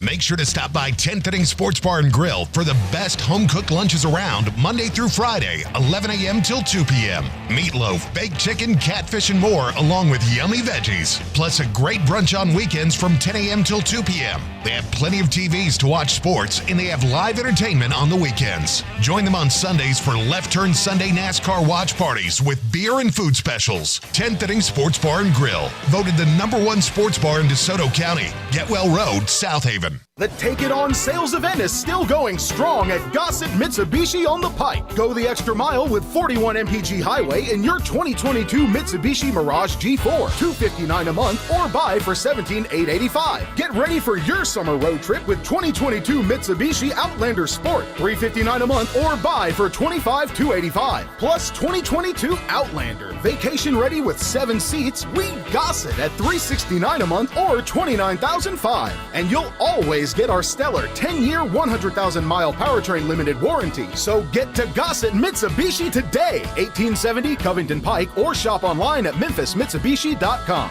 If you want it, we got it at Gossett Motor Cars. All 72 months at 3.9. Outlander NZ 068336, MSRP 29505. Sport NU 009708, MSRP 26035. G4 NHF 05848, MSRP 18385. Includes all rebates and incentives. PF 695. Excludes tax, title, and license with approved credit. See dealer for complete details. Offer valid through end of the month. Dealer stock only. 5-Ash Roofing, it's what we do. Roofing and siding, gutters too. We're the pros you can trust to get it done right. Call on us. 5-Ash Roofing, the name to know. 5-Ash Roofing, the only way to go. 5-Ash Roofing, it's what we do. 5-Ash Roofing. Is that not the corniest thing you've ever heard? Can you believe I paid good money for that silly jingle? Well, the experts say make it memorable, and I think I got my money's worth. 5-Ash Roof Services, proud partner of the Memphis Tigers and the official roofer of the Tigers home team. 5-Ash Roofing, 367-0050 or memphisroofer.com. 367-0050 or memphisroofer.com. 5-Ash Roofing, it's what we do. We're here for you. There's a whole lot of celebrating this month, from people graduating to people getting married. June is always a month filled with reasons to do something special. And you can't get much more special than 117 Prime, Memphis's premier downtown dining destination. When you're marking an important milestone like a wedding or graduation, there's simply no better place to do it than 117 Prime. With the best steaks in Memphis and, for those old enough to enjoy them, the unparalleled wine selection and the huge variety of bourbons, and you've got the recipe for special. You've got 117 Prime. Now, you know, when it came to my KFC meal, I had to put some thought into it. KFC, may I take your order? So I started off with a warm and toasted brioche bun. Word of advice, do not sleep on brioche buns. They're French and they're fire. Now, for the star of the show, have you ever seen such a beautiful chicken sandwich? You gotta make mine spicy. Add a side of mac and cheese, secret recipe fries, ranch, and an ice-cold lemonade. And there you have it. Check out the new Jack Harlow meal at KFC. Order ahead or on the KFC app today. Prices and participation may vary. Hilltop Wine and Spirits, 7034 Highway 64 in Oakland, has the best prices on hundreds of your favorite brands of wine, beer, and spirits. Not sure how things taste? That's why there's a tasting room. Enjoy taste testing wine, spirits, beers, craft beers, even after dinner drinks. You have all kinds of special occasions coming up, and Hilltop Wine and Spirits can help you make those occasions memorable. You got a corporate event, a reception, an anniversary, or just a birthday with friends. Find the best selection and prices at Hilltop Wine and Spirits, 7034 Highway 64 in Oakland. We are Sports 56, WHBQ Memphis, and W253DF Memphis. Flynn Broadcasting Stations. Oh, yeah. Now, back to Sports Time on Sports 56 and 98.5 FM. This hour is brought to you by DeSoto Auto Sales. Make them drive the car. Make them touch it. Feel it. Here once again are Gabe Kuhn and Brett Norsworthy. Yeah. Yeah. Yeah.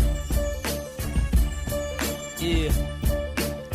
I fantasize about this back in Chicago. Third hour is here. Sports Time on Sports 56 with Gabe and Stats. I'm Gabe. He's Stats. Brian Dakes, of course, producing the program. We have about an hour left. Autos on Listen On, 901-360-8255. Get in the zone, AutoZone. Text us questions, comments, concerns. You can also send those in and message us on our social, Sports 56 WHBQ, Twitter, Facebook, YouTube, and Twitch. Without further ado, very pleased to be joined by our good friend from the Orlando Sentinel on college football, Matt Murschel, at OS Matt Murschel on Twitter. Matt, how are you? Pretty good. How you guys doing today? Doing well. Doing very well. We're in full college football countdown mode, and we sure will be there when we get into Friday, as we like to call it, Matt. And you being the college football fanatic that you are, our half of the year when we get to that July 1 date. But Matt, we are very pleased to have you on with us again. You've been so good to me and to us through the years. I'm going to start with this. I hear so many this week comparing or trying to make the comparison. And Danny Cannell's out there doing it, and I applaud Danny Cannell for his fight for college football 2 years ago. Don't always agree with him, but he went out there and he fought the good fight 2 years ago. But he's saying that if we expand, and I'm for expansion. I want expansion. I want 16. That you'll have more Ole Miss type stories than the NCAA baseball tournament. What do you think of that? Because Matt, I think you'll have more teams involved. I think you'll have more teams chasing the carrot. I think we're still going to have the same 4 to 6 teams win it. What do you think of expanded playoffs gives us a different type winner? Well, I still don't know if it gives us a different type winner. I do tend to agree with you a little bit that I think you're going to see the cream of the crop is going to rise to the top. Obviously, you're going to see the top teams: Alabama's, Ohio State's, Clemson's, Oklahoma's. I think what expanding the playoff does, though, is it provides some possible upsets. It provides some possible teams that maybe could catch a team off having a bad day or a great play at the very end, whether it's a kickoff return or an interception for a touchdown, something like that. It's that Cinderella type feeling that we get with the NCAA tournament and March Madness and the brackets and things like that. That's what expanding the playoff could possibly do, and it could give you some fresh faces. I mean, Let's be honest. I mean, it does after a while. I think fans are a little bit burned out on seeing the same 3, 4, 5 teams in the playoff year in and year out. And I think the higher ups who understand this, the conference commissioners, and I think they understand that as much as college football is an attractive option for everyone, it's an attractive sport, you're going to lose fans if you keep having the same teams. You gotta mix things up a little bit, and I think that's where you could add that possibility. I think even expanding whether it's to 8 or 12, I think that will get fans energized and excited again, and I think you'll see TV ratings go out the roof, and then if you have the same Alabama here or Georgia here or Clemson or Oklahoma, then I don't think it's nearly as bad because you've given a lot more teams an opportunity to try to go for the title. Yes, I tend to agree with you. And to Brett's point, and I would say that it's going to be the same usual suspects in the end, because in football, having played it, there's just not – you don't get as lucky as you could potentially get in basketball or baseball. The Ole Miss thing this year, baseball is a streaky sport. You get hot at the right time. You have some timely hits. It can go that way. The one thing I do kind of think, and I'm curious your thoughts on this, I do kind of think would be helped by a playoff expansion. I think more availability into the playoffs would allow those middle-of-the-line teams that may be under – Georgia or Alabama in the SEC, maybe under Clemson in the ACC. I think it would be a little bit easier for them to pitch. We can win a national championship here on the recruiting trip. Mm-hmm.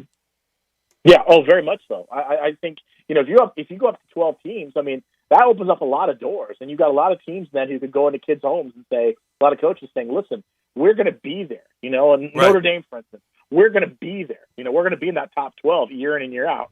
So you're going to play. And for the possibility of a national championship at some point, you're going to get into a semifinal, you're going to quarterfinal.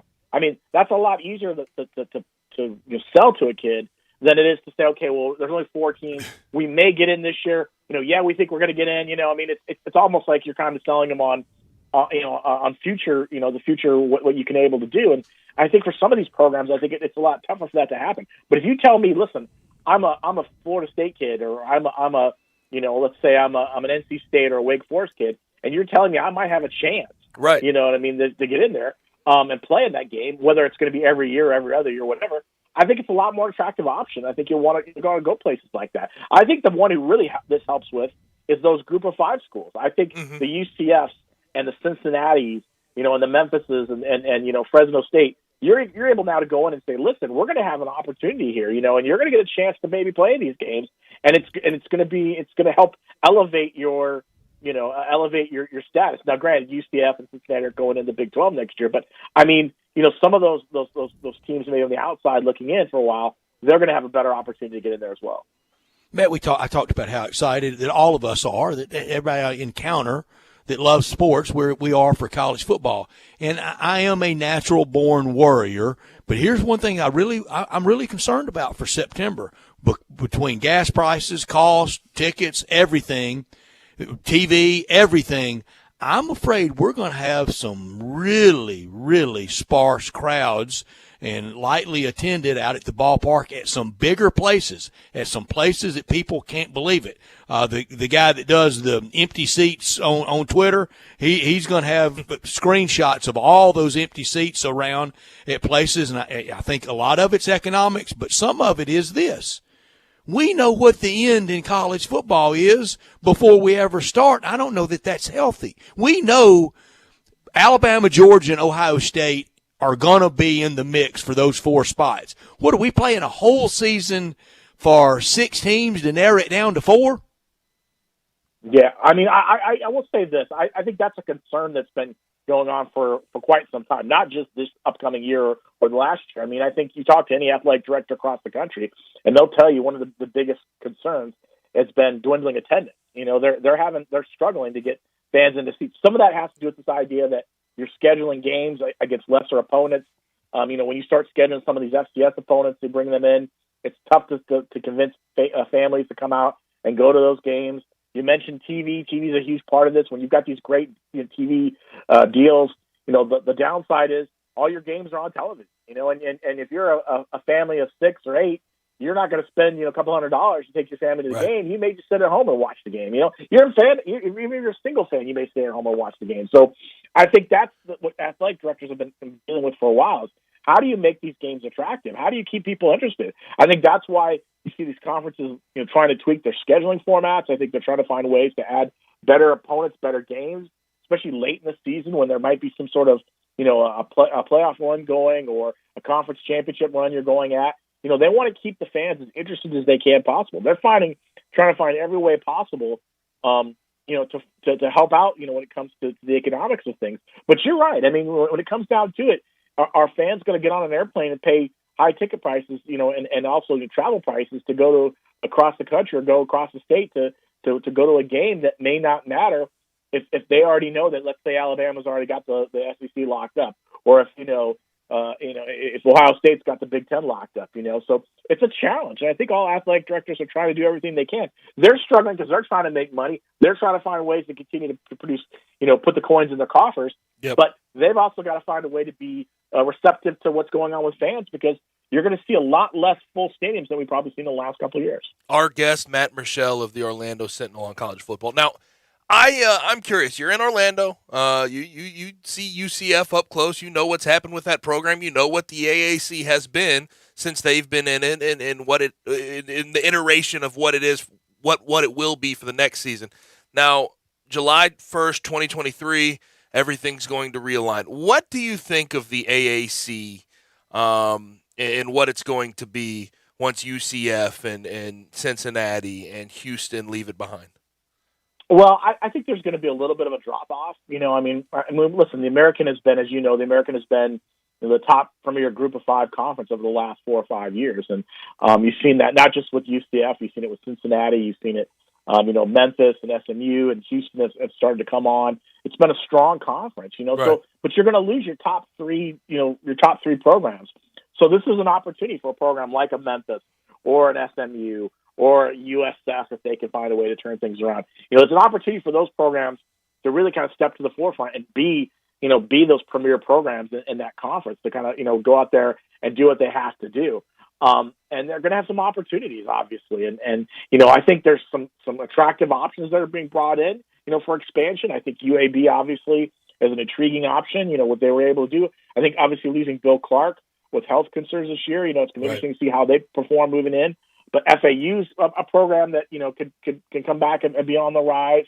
North Texas has done some things, UTSA.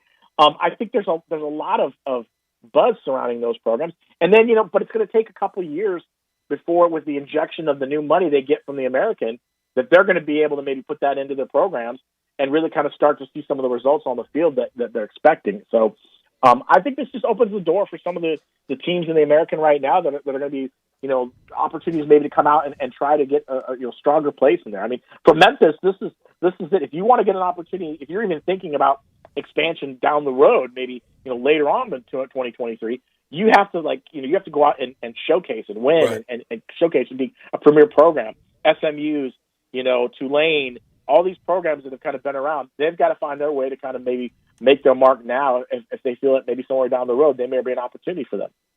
Matt, I know this. I know going forward with the realignment and what the AAC's losing, Memphis has to stay strong, but also you got to get East Carolina back to that Steve Logan type years. Mm-hmm. You got to get some others.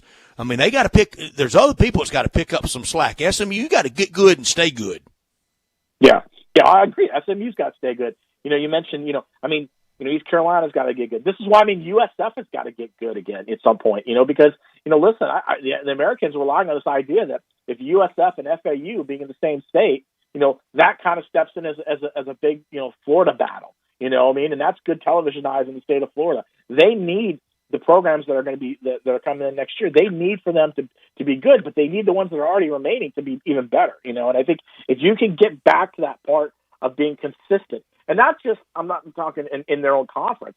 I'm talking like they've done so well over the last 5 or 6 years. It's outside the conference. They've got to continue to have big wins outside the conference. Yep. If Memphis can knock off someone, on a nationally televised Thursday night game, a Power 5 opponent, that's going to do a lot for this opening conference. night. Yes, that's going to do a lot for this conference. So that's really where I think if you're Mike Oresco, the AAC commissioner, you want to see these conferences step up and be able to do that. And I think they will in some regard, because I do think there's going to be a chip on these guys' shoulders. I mean, they're going to be thinking, okay, UCF's gone, Cincinnati's gone, Houston's gone. Why couldn't we have made that move? Why weren't we considered? We kind of feel like we deserve to get. It's our time now, and I think that's going to help some of these programs really get a boost. Matt, I think some of the best motivation in anything, in any walk of life, is I'll show you. Whether whether you were rejected for a job or whatever, I'm going to show you, and I think there will be that motivation. Well, I mentioned Memphis opening weekend, and I talked about East Carolina getting back to Steve Logan days. What an upset it would be to go into Raleigh and East Carolina upset NC State. Yeah, very much so. I mean, considering what NC State's been going on, what they've been able to do the last couple of years in the ACC. East Carolina is one of those programs that, again, you feel like they're on the right track. You feel like Mike Houston's done a good job so far, but they need to get better. Close. They need to have those. They're close. They need to take that next step. If they can start winning some of those games, if they can put together 8-9 win season here, if they can make a run at an AAC championship, especially this year. It's all okay. Everyone's looking at Cincinnati and UCF and Houston. These are our top teams. But if someone could come out and surprise them, and an East Carolina or a Memphis or someone maybe make that move, that just spells good things going into next season. That you're not necessarily saying, okay, well, Cincinnati won it this year, they're gone. We get the money, but that's, other than that, we really, it doesn't help us. I think for the brand, I think if someone outside of those three would have come out and make a big run, I think it'd do well for the Americans. I'm curious what you think about this, and it's a little more abstract when you talk about the grand scheme of college football. But anything's on the table right now with where we're at with the NCAA and possible new committees being Pandora's formed box. to Anything run on the college table. football playoff, potentially running college football. There's a lot of things that are on the table right now. What do you think of the possibility of a Power 5 potential break-off, where you break off the Power 5, they become their own thing, and then the group of 5 is sort of left to fight for their own? That's not, I don't think it's probably unheard of. It's been talked about for a decade now. There's always been a consideration of we could see the autonomous conferences, break apart to a separate division. That way they can kind of guide themselves. They can do whatever they want to do. I don't know necessarily that could happen just as a Power 5. I think it's going to be one of those things. It's a lot more likely, I think, than maybe the 10 conferences, governing themselves. I mean, when someone brought that up, was the Pac-12 commissioner brought that up. Right. It's nice in theory, but you couldn't get 10 people in the room to agree on something. You know what I mean? So you're telling me that you're going to get all 10 of these people in the room and try to agree on things that are going to change, like when it comes to player safety or when it comes to regulations and things like that. I mean, I'm less skeptical. I mean, when it comes to maybe getting five conferences together, 5 conference commissioners. But then again, look what happened during the pandemic. I mean, the Big Ten, the SEC was ahead of everyone. The Big Ten didn't want to jump in and go back to return to play, and they did it. And the Pac-12 joined them. I mean, that showed case that the Power 5 wasn't nearly as solid and strong as a lot of people thought it was.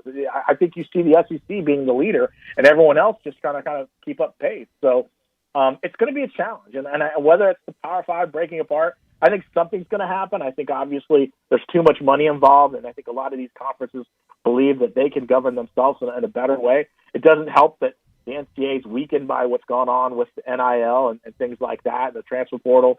And I think what everyone's waiting for is some sort of government interference, government intervention. I just don't think that's going to happen at this point, just right now. So it could happen down the road. I think it depends a lot on what the transference model, the new NCAA transference governance model looks like, and whether the power schools get what they feel like is enough leeway when it comes to rules and regulations. Matt, who is the one college football player this year that if you could just go to see him play or suggest to people, you got to go see this player in person, who is that? Ooh, that's a good question. I mean, when you look around to think about, who's out there and who's going to be interesting to see. We had Tebow for a long time. We had Johnny Manziel for a while. Nobody saw Cam coming, so I can't say we had Cam. Nobody saw that coming. Who would it be? Honestly, I'm gonna say Caleb Williams from USC, and I know we saw him a little bit, but I'm interested to see how he does at USC. I want to see. Lincoln Riley's there. This is his team. They've thrown a lot of pieces at him. Is he going to be the kind of guy that's going to be able to take this team to the next level? Are they going to be a challenger? What are we going to see from them? I think the team, to me, that's going to be most interesting to watch, guys, is going to be Georgia. I just think coming off the national championship, I think there are a lot of people who just they saw the defense lose a lot of pieces to the NFL. Stetson Bennett's back, but even though the guy led him to a national championship, there's still those who believe that he could be the quarterback of this team. I mean, so it's interesting, and I think always trying to defend a national or go for another national championship is always very difficult. So I think those are kind of who I would look at, and then of course you got all I think obviously you got Bryce Young at Alabama. Those are guys that you think will be interesting to see play as well, but. I think Caleb Williams can be right off the bat. It's just kind of an intriguing starter. Matt, it's kind of funny that you bring up Georgia because I've gotten smacked around for sort of talking about Georgia in this light of you're coming off of a national championship, and I'm not acting by any stretch of the imagination they're not going to be a good team. They're going to be a good team. They bring in a crazy amount of talent. But there is kind of a prove it feeling, right? Because it's like Ohio State and Alabama have reloaded better than anyone over the past decade to 20 years. It's proof it was Stetson Bennett. Yeah, and when you look at Georgia losing that much and reloading in 1 year and being back in the national championship picture, only Ohio State and Alabama have been able to do that. Yeah, and I think that's really the true test of what Kirby Smart's what his legacy is going to be. Don't get me wrong, winning a national championship puts him high up there, but I think if you can come back on a year. Now, I mean, again, it's really hard to do, and I think he's going to have challenges. That's what makes that opener on September 3rd against Oregon so good, is this idea that you're facing your former defensive coordinator who understands exactly what you did last year. The defense was a key element. He's going to throw everything at you. He understands that. And that could be the one that really kind of sets the tone to what happens to Georgia. And let's not forget that, Georgia's looking around at the East, and okay, Florida's down, but Tennessee seems to be kind of on the trending upward, and Kentucky's trending upward. And you've got teams now that when the East was just kind of Georgia and Florida, now you got some teams who are starting to make their big push coming back. And I think there's going to be a challenge. I mean, I think offensively the team could be good, but I think the challenges are always going to be every time you step up to the microphone, everyone's going to ask you about being the defending national champs and what do you have to do. And you expect a certain level of excellence. And when you don't play at that level, then people start wondering if you really are focused on winning another championship. Now, here you brought up USC, so I have to ask this, and this is going to be my question leading up to the season. Two teams, two universities that that sort of revitalized their football program on face value this offseason, USC being one of them. Obviously, Caleb Williams, Jordan Addison, Lincoln Riley, and then Miami. They go and get Mario Cristobal. They go get some talent. They're trying to reload there. Which of those two programs do you think is more likely to be back this year? I think Miami. I think Miami's more likely to be back, and I say that because I just think Mario is an incredible recruiter. Yep. Obviously, there's a lot of buzz surrounding his return to Miami. I don't think people quite understand, if you're not from the state of Florida, what Mario means to that program. I think he has less of a climb, so to speak. I think USC has a lot of, they really only returned 3 starters on defense. Mm-hmm. I mean, their offense is going to be fun to watch. Lincoln Riley's a good offensive guy, but his teams in Oklahoma, let's not forget, were really bad defensively. Very true. So they may put up a lot of points, but they may also struggle, defensively. But I look at Miami and what they're going to be able to do, and I think they've got a lot of key pieces. If they can play defense, Mario's a tough-minded guy. He's proven record, as a coach. I think it's going to be interesting for them. And listen, they got an interesting game going into against Texas A&M towards the end of September. And I think that could be fun. That could be another fun game. We'll circle that one because listen, if he wins that game, if Miami wins and beats an A&M, right. I mean that really sets the tone for Miami. Maybe possibly for them winning the Coastal Division and possibly winning the ACC. Mm-hmm. Yep, I think so too. I've looked at the early lines on that game too. A&M, last I checked, was like 16.5-point favorite. And obviously lines at this moment don't matter, but I thought that was interesting. And I think that game will be fun. Will be really fun to watch. But Matt, appreciate the heck out of it. Very good conversation. No problem. Thanks a lot, guys. You guys take care, okay? Thank you so much, Matt. Would really appreciate it. Matt Michelle from the Orlando Sentinel. Gabe, those lines do matter if you're on the right side of one of them. Yeah, that's true. Right now, that'll pay, Bryant. That'll pay off right now. Come September, just like that Friday before it will. So it could matter there. At Belly Acres, their motto is City-fied Farm Fresh, and their goal, it's simple: provide a fun, unique farm-to-table experience for the entire family, and they've nailed it. I was in there on Monday. I was in the Regalia location on Monday. And the food's outstanding, but also just that feeling, that family feeling in there, all the TVs on. And I talk about the great burgers. All of them you can get, like the Dare You, the Double Dare You, the Melt in Your Mouth, the Voodoo Moo. You can just order how you want it. Just set it up how you want it. They'll take care of you. And on these hot summer days, those milkshakes. We appreciate Belly Acres so much here. They're going to be with us at SEC Media Days and at the golf tournament and at the FedEx St. Jude Classic. They will be feeding all the volunteers and the officials and the staff at TPC Southwind and the PGA Tour on Friday of the golf tournament. Belly Acres, 2 great locations, Regalia at 6130 Poplar and in Overton Square at 2102 Trimble Place, and coming soon to Silo Square in South Haven. I mentioned the burgers, all of it fresh, the signature burgers made from 100% grass-fed beef, sandwiches, salads, and those milkshakes. And the goal at Belly Acres is to become even more sustainable as they grow, and they have. In Overton Square and in Regalia now, coming soon to Silo Square in South Haven, the quality brand the Belly Acres team developed using grass-fed beef with creative homemade toppings in a fun farm setting right here in the big city. The very best quality available in Memphis at Belly Acres. Burgers, shakes, and smiles every time at Belly Acres. Have about 30 minutes left in the show. We're going to go ahead and get to a break. When we come back, we have a lot of NBA news to catch you up on. Stick with us. We are real sports talk. Sports 56, WHBQ. Available on your radio dial at 560 AM, 98.5 FM, and 96.1 FM. As well as online around the world at sports56whbq.com. Take us with you everywhere by downloading the Sports 56 app. And at home, just say, Alexa, play Sports 56. Wherever you are, stay tuned in to Real Sports Talk. Sports 56 and 98.5 FM.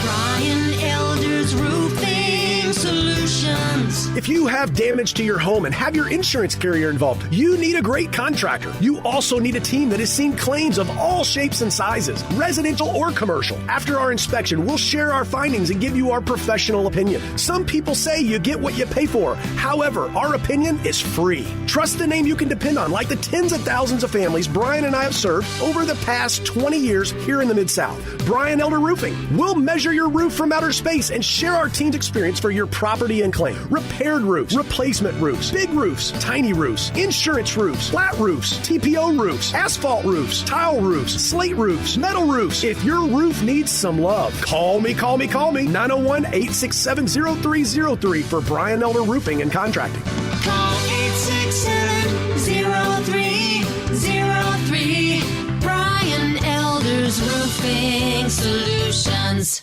Say there was a place, the perfect place for everything you need for tailgates and patios. Grills and chairs, charcoal and coolers. Everything to make a great game or a great day. That perfect place wouldn't be a warehouse. It's East Memphis Ace Hardware. Locally owned and operated at Quince and White Station, East Memphis Ace Hardware is where you'll find Benjamin Moore paints, local plants from local growers, and Black & Decker tools. Around the block, what you need in stock with people who know their tailgates. Welcome to East Memphis Ace Hardware, the home convenience store.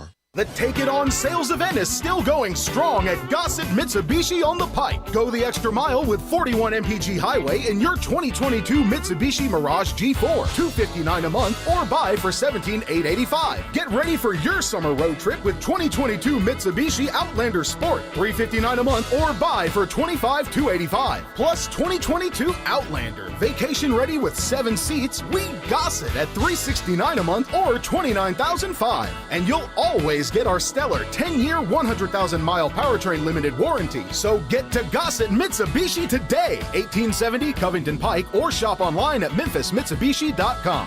If you want it, we got it at Gossett Motor Cars. All 72 months at 3.9. Outlander NZO 68336. MSRP 29505. Sport NU 09708. MSRP 26035. G4 NHFO 5848. MSRP 18385. Includes all rebates and incentives. PF 695. Excludes tax title and license with approved credit. See dealer for complete details. Offer valid through end of the month. Dealer stock only. Make your garden twice as big this summer and get twice the harvest. Right now, get 2 Bonnie plants, 2.32 quart vegetable and herb plants for only $10. Their ready-to-grow starter plants make growing vegetables and herbs at home easier than ever before. Make your garden twice as big this summer and enjoy homegrown fresh vegetables and herbs with Bonnie plants, 2 for just $10. Feels like 4th of July savings at the Home Depot. How doers get more done. Selection varies by store, in-store only, not available offshore or Alaska. If you want to make money in sales, Flynn Broadcasting wants you. If you can sell, Flynn Broadcasting has a great career waiting for you. If you can sell, we have great benefits, salary, commissions, sales leads, and a great place to work. Can everyone sell? No. But if you can, Flynn Broadcasting wants you. Apply today at jobs@flinn.com. Start your career today at jobs@flynn.com. Flynn Broadcasting wants you. Listen Sundays at 11 a.m. to join Idlewild Presbyterian Church for worship. Idlewild is a PCUSA church located in Midtown Memphis.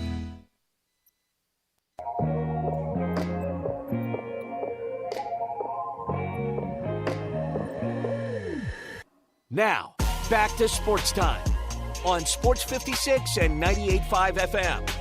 This hour is brought to you by DeSoto Auto Sales. Let's talk some numbers here. Here once again are Gabe Kuhn and Brett Norsworthy. I used to feel so devastated. All right, a lot of moving parts right now in the NBA as we approach free agency, which will be at the top of July. And we've already covered John Wall is planning on signing with the Clippers. He has agreed to a buyout with the Rockets. The Wizards, of course, have finalized the deal to send Will Barton and Monte Morris to the Nuggets, and they get KCP and Ish Smith in return.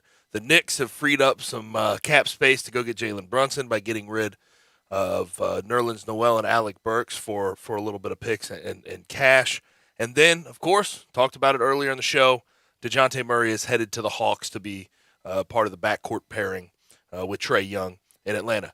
Now, as far as options and everything else of big players, we have 2 that have made their decision.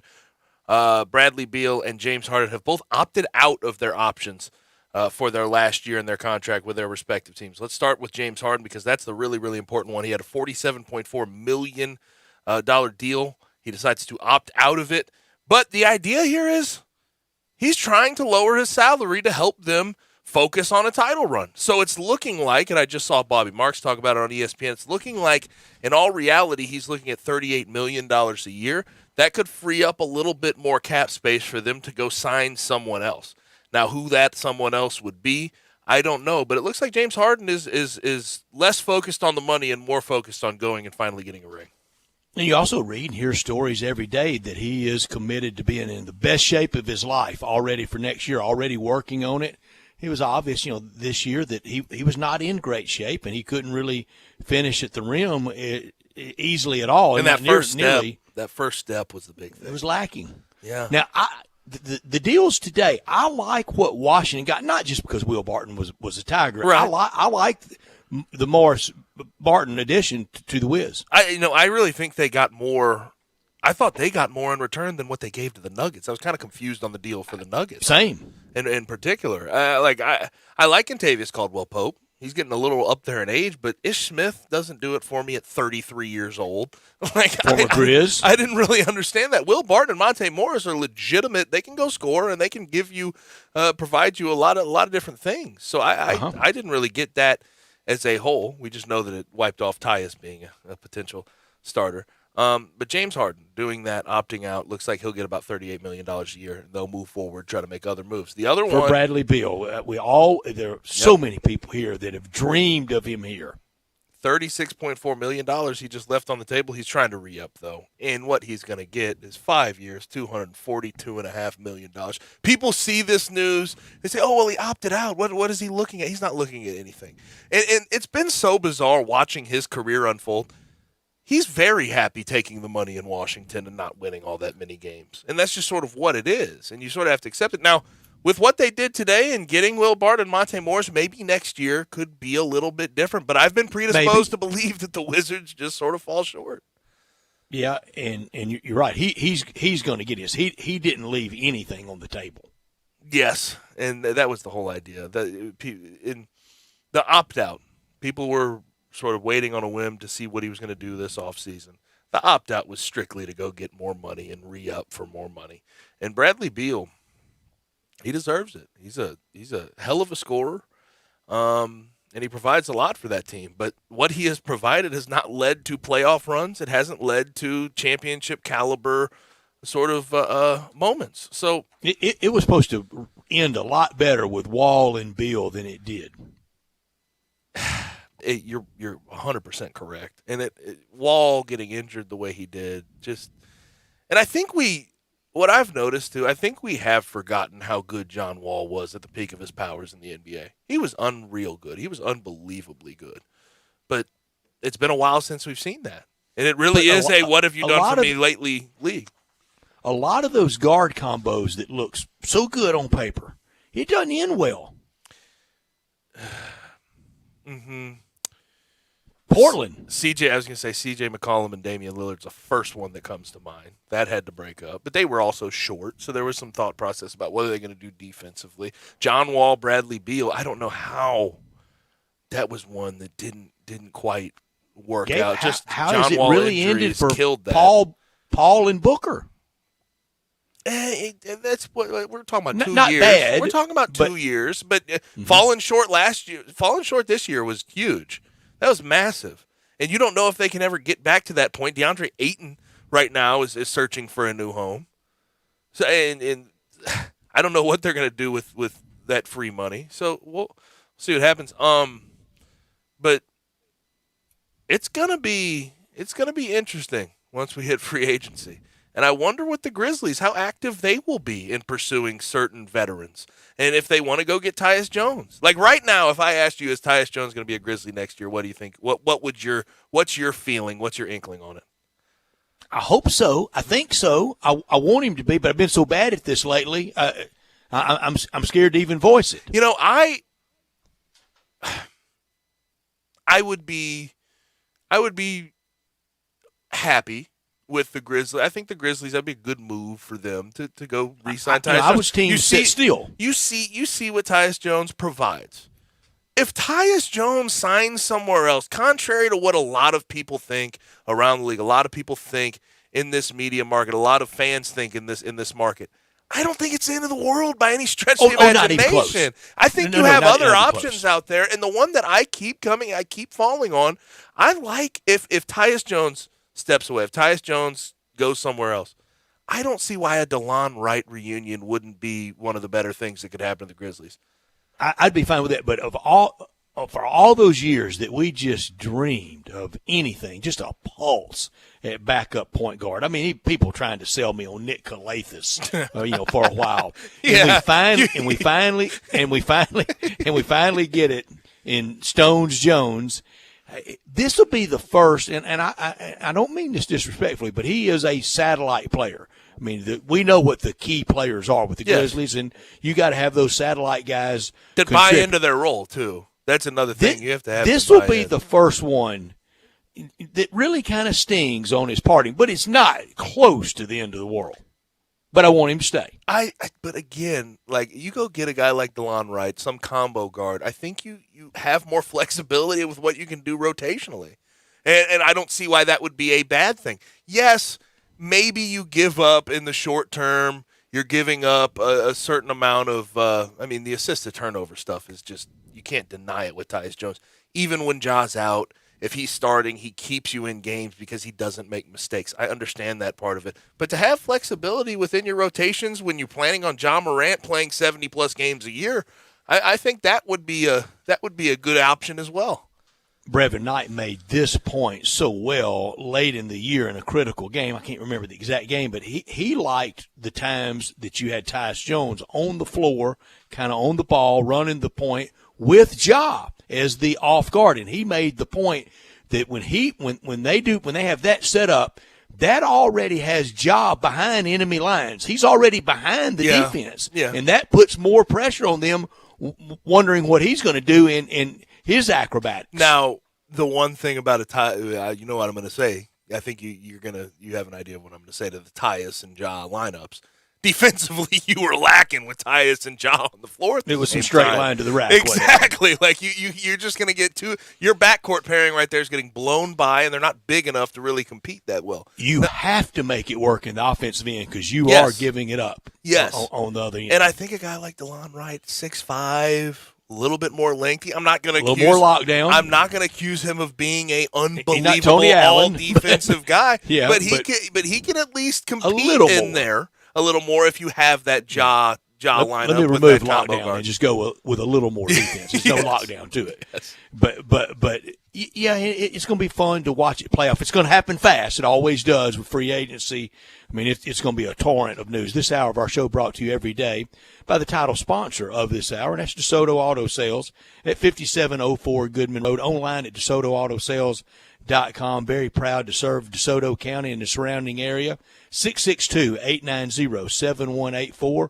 All the cars thoroughly examined, checked out bumper to bumper, head to toe at DeSoto Auto Sales, unlimited inventory, every make, every model. If they don't have it on the lot, they'll go find that special car that you want just for you. No shortcuts at DeSoto Auto Sales, where you are treated like family by kind, courteous employees, laid-back atmosphere, down-home environment, and they care about your time, and they want you to enjoy the ultimate car experience. They know we live in a world today that time, it really matters. It's a hustle and bustle world. You find the car you want, test drive the car, credit approved, paperwork completed, you're out of there in 45 minutes or less at DeSoto Auto Sales. It's a guarantee.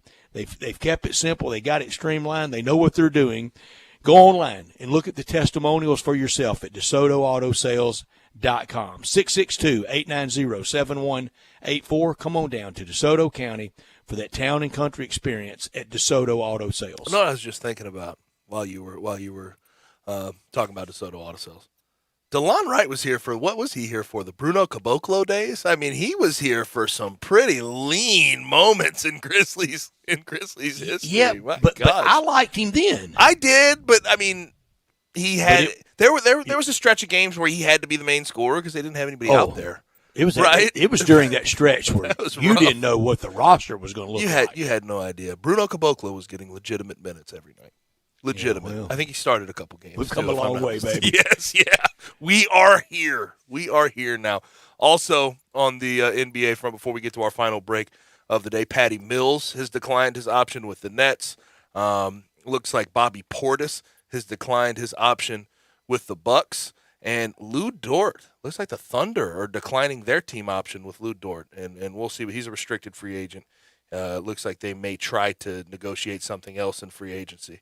But Lou Dort not getting his team option. Bobby Portis, the interesting part about got him, a ring with the Bucks? Yeah, but also, and he may sign back with them, but, he got underpaid in free agency. I don't know why he accepted what he did. I guess it was just because he won the championship and wanted to see if he could get another one, but he got paid what? 2 years, $10 million, something like that. Something very, really. His option was $4.6 million.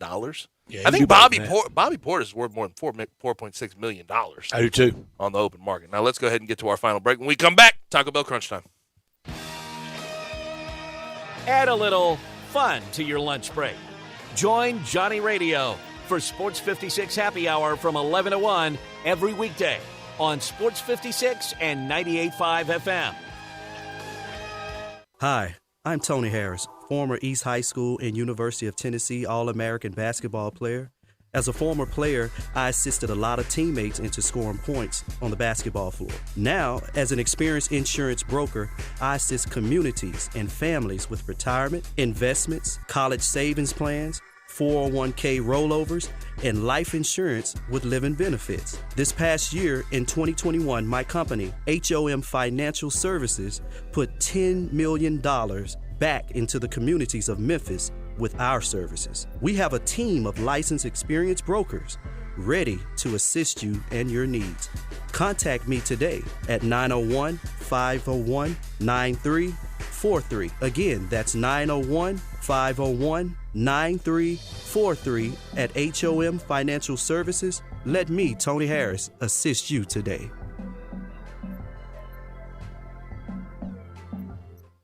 On July 1st, Chris Pratt stars in The Terminal List. Lieutenant Commander James Reese, can you outline the details of your mission? It was a setup. They knew we were coming. Nothing in this file adds up. From Antoine Fuqua, director of Training Day. Answers or blood? Blood. Stay off my list. The Terminal List. New series, July 1st on Prime Video.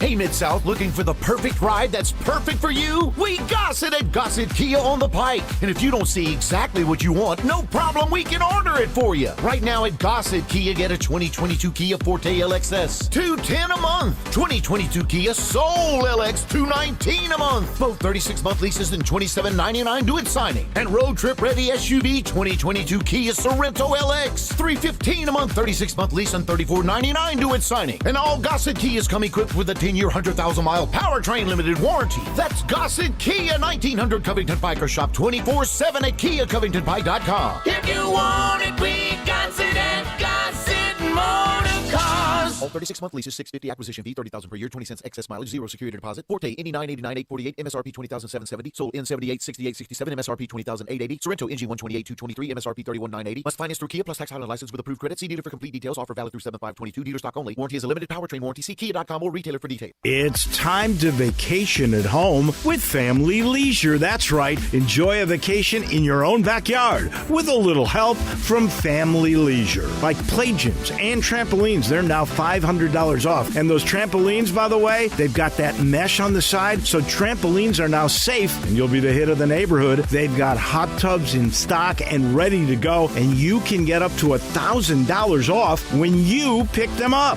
All kinds of do-it-yourself pool specials, like savings of up to $1,500 on all in-stock pools when you pick it up and install them yourself. And if you're looking for patio furniture, then stop on in, because they have tons in stock and they're ready for you to pick up. So get ready for that vacation at home with the help from Family Leisure. Family Leisure's Vacation at Home sale. It's happening right now at Witten Road and I-40, where family and fun truly do come together. Red, white, blue with Sports 56. WHBQ celebrates America's birthday all over DeSoto County. Join us Independence Day weekend for music, kids zone, food and fireworks. July 1st, Olive Branch Festival and Fireworks. Olive Branch City Park. July 2nd, Horn Lake Fireworks and Festival. Latimer Lakes Park. And South Haven Festival and Fireworks. July 4th, Snowden Grove. Gates at 4 for the fun, and then we light up the sky at 9. DeSoto County Fireworks and Festivals. Presented by Homer Skelton Ford, Genesis of Olive Branch, Homer Skelton Hyundai, and Sports 56, 98.5 FM. Real sports talk. Now, back to Sports Time on Sports 56 and 98.5 FM. This hour is brought to you by DeSoto Auto Sales. I couldn't believe it either, but that thing runs like new. Here once again are Gabe Kuhn and Brett Norsworthy. My nail tech knows how to keep it a little secret. I don't wish for my success, I speak it. I caught a buzz and you did too, but you tweaking. I look like I've been getting money, how reeking. You smell me, that's LV. Walk around with my chest out, my skin smooth, I'm healthy. I'm in the mix, Go crazy, folks! Go crazy! This is Geraldo. It is crunch time. You are looking live. In your life have you seen anything like that? Goodbye! Hello, Haskins. It's obviously crunch time. Hammer, nail, coffin. This baby is over. The double steak grilled cheese burrito, so good. Double the steak with nacho cheese sauce, seasoned rice, red strips, sour cream, and the 3-cheese blend wrapped inside a warm flour tortilla, with even more 3-cheese blend grilled on the top. The double steak grilled cheese burrito, it hits the spot now at Taco Bell. And at Taco Bell, when they say they are feeding people's lives with unexpected good, they mean it. Bowl food you can't get anywhere else. Brett, what I learned today, and this is from Front Office Sports, the final game of the Women's College World Series outdrew the final game of the Men's College World Series in TV viewership. The women's had 1.74 million as far as viewership was concerned. The men's had 1.54. So obviously to watch Oklahoma put the finishing touches on Texas drew more in softball than Ole Miss beating Oklahoma. Oklahoma's title-clinching win versus Texas was the most-watched softball game or baseball game of 2022. So softball, it doesn't really surprise me because softball has gained a lot of traction over the last 10 to 15 years. But certainly an interesting stat that I don't know a lot of people know about. And we've talked about, here it comes in athletic departments across mainly the Sun Belt, the South. There's going to be a chance for real profit made in softball. And I'm going to be honest, when it comes to watching college softball, I enjoy it. It's fast-paced. It's quick. There's a lot of action. Now, it's a lot more condensed and everything's real shorter, and it's a little bit different than baseball, but I enjoy the product. I really do. What I learned today, it's been out for a little bit of yesterday and today, the new deal for the Pirate, for Mike Leach down at Mississippi State. And it makes opening night for Memphis and Mississippi State even more pressure-packed. We know if he lost 2 years in a row and one of those on opening night at Mississippi State at Davis Wade Stadium, we know how it would be viewed.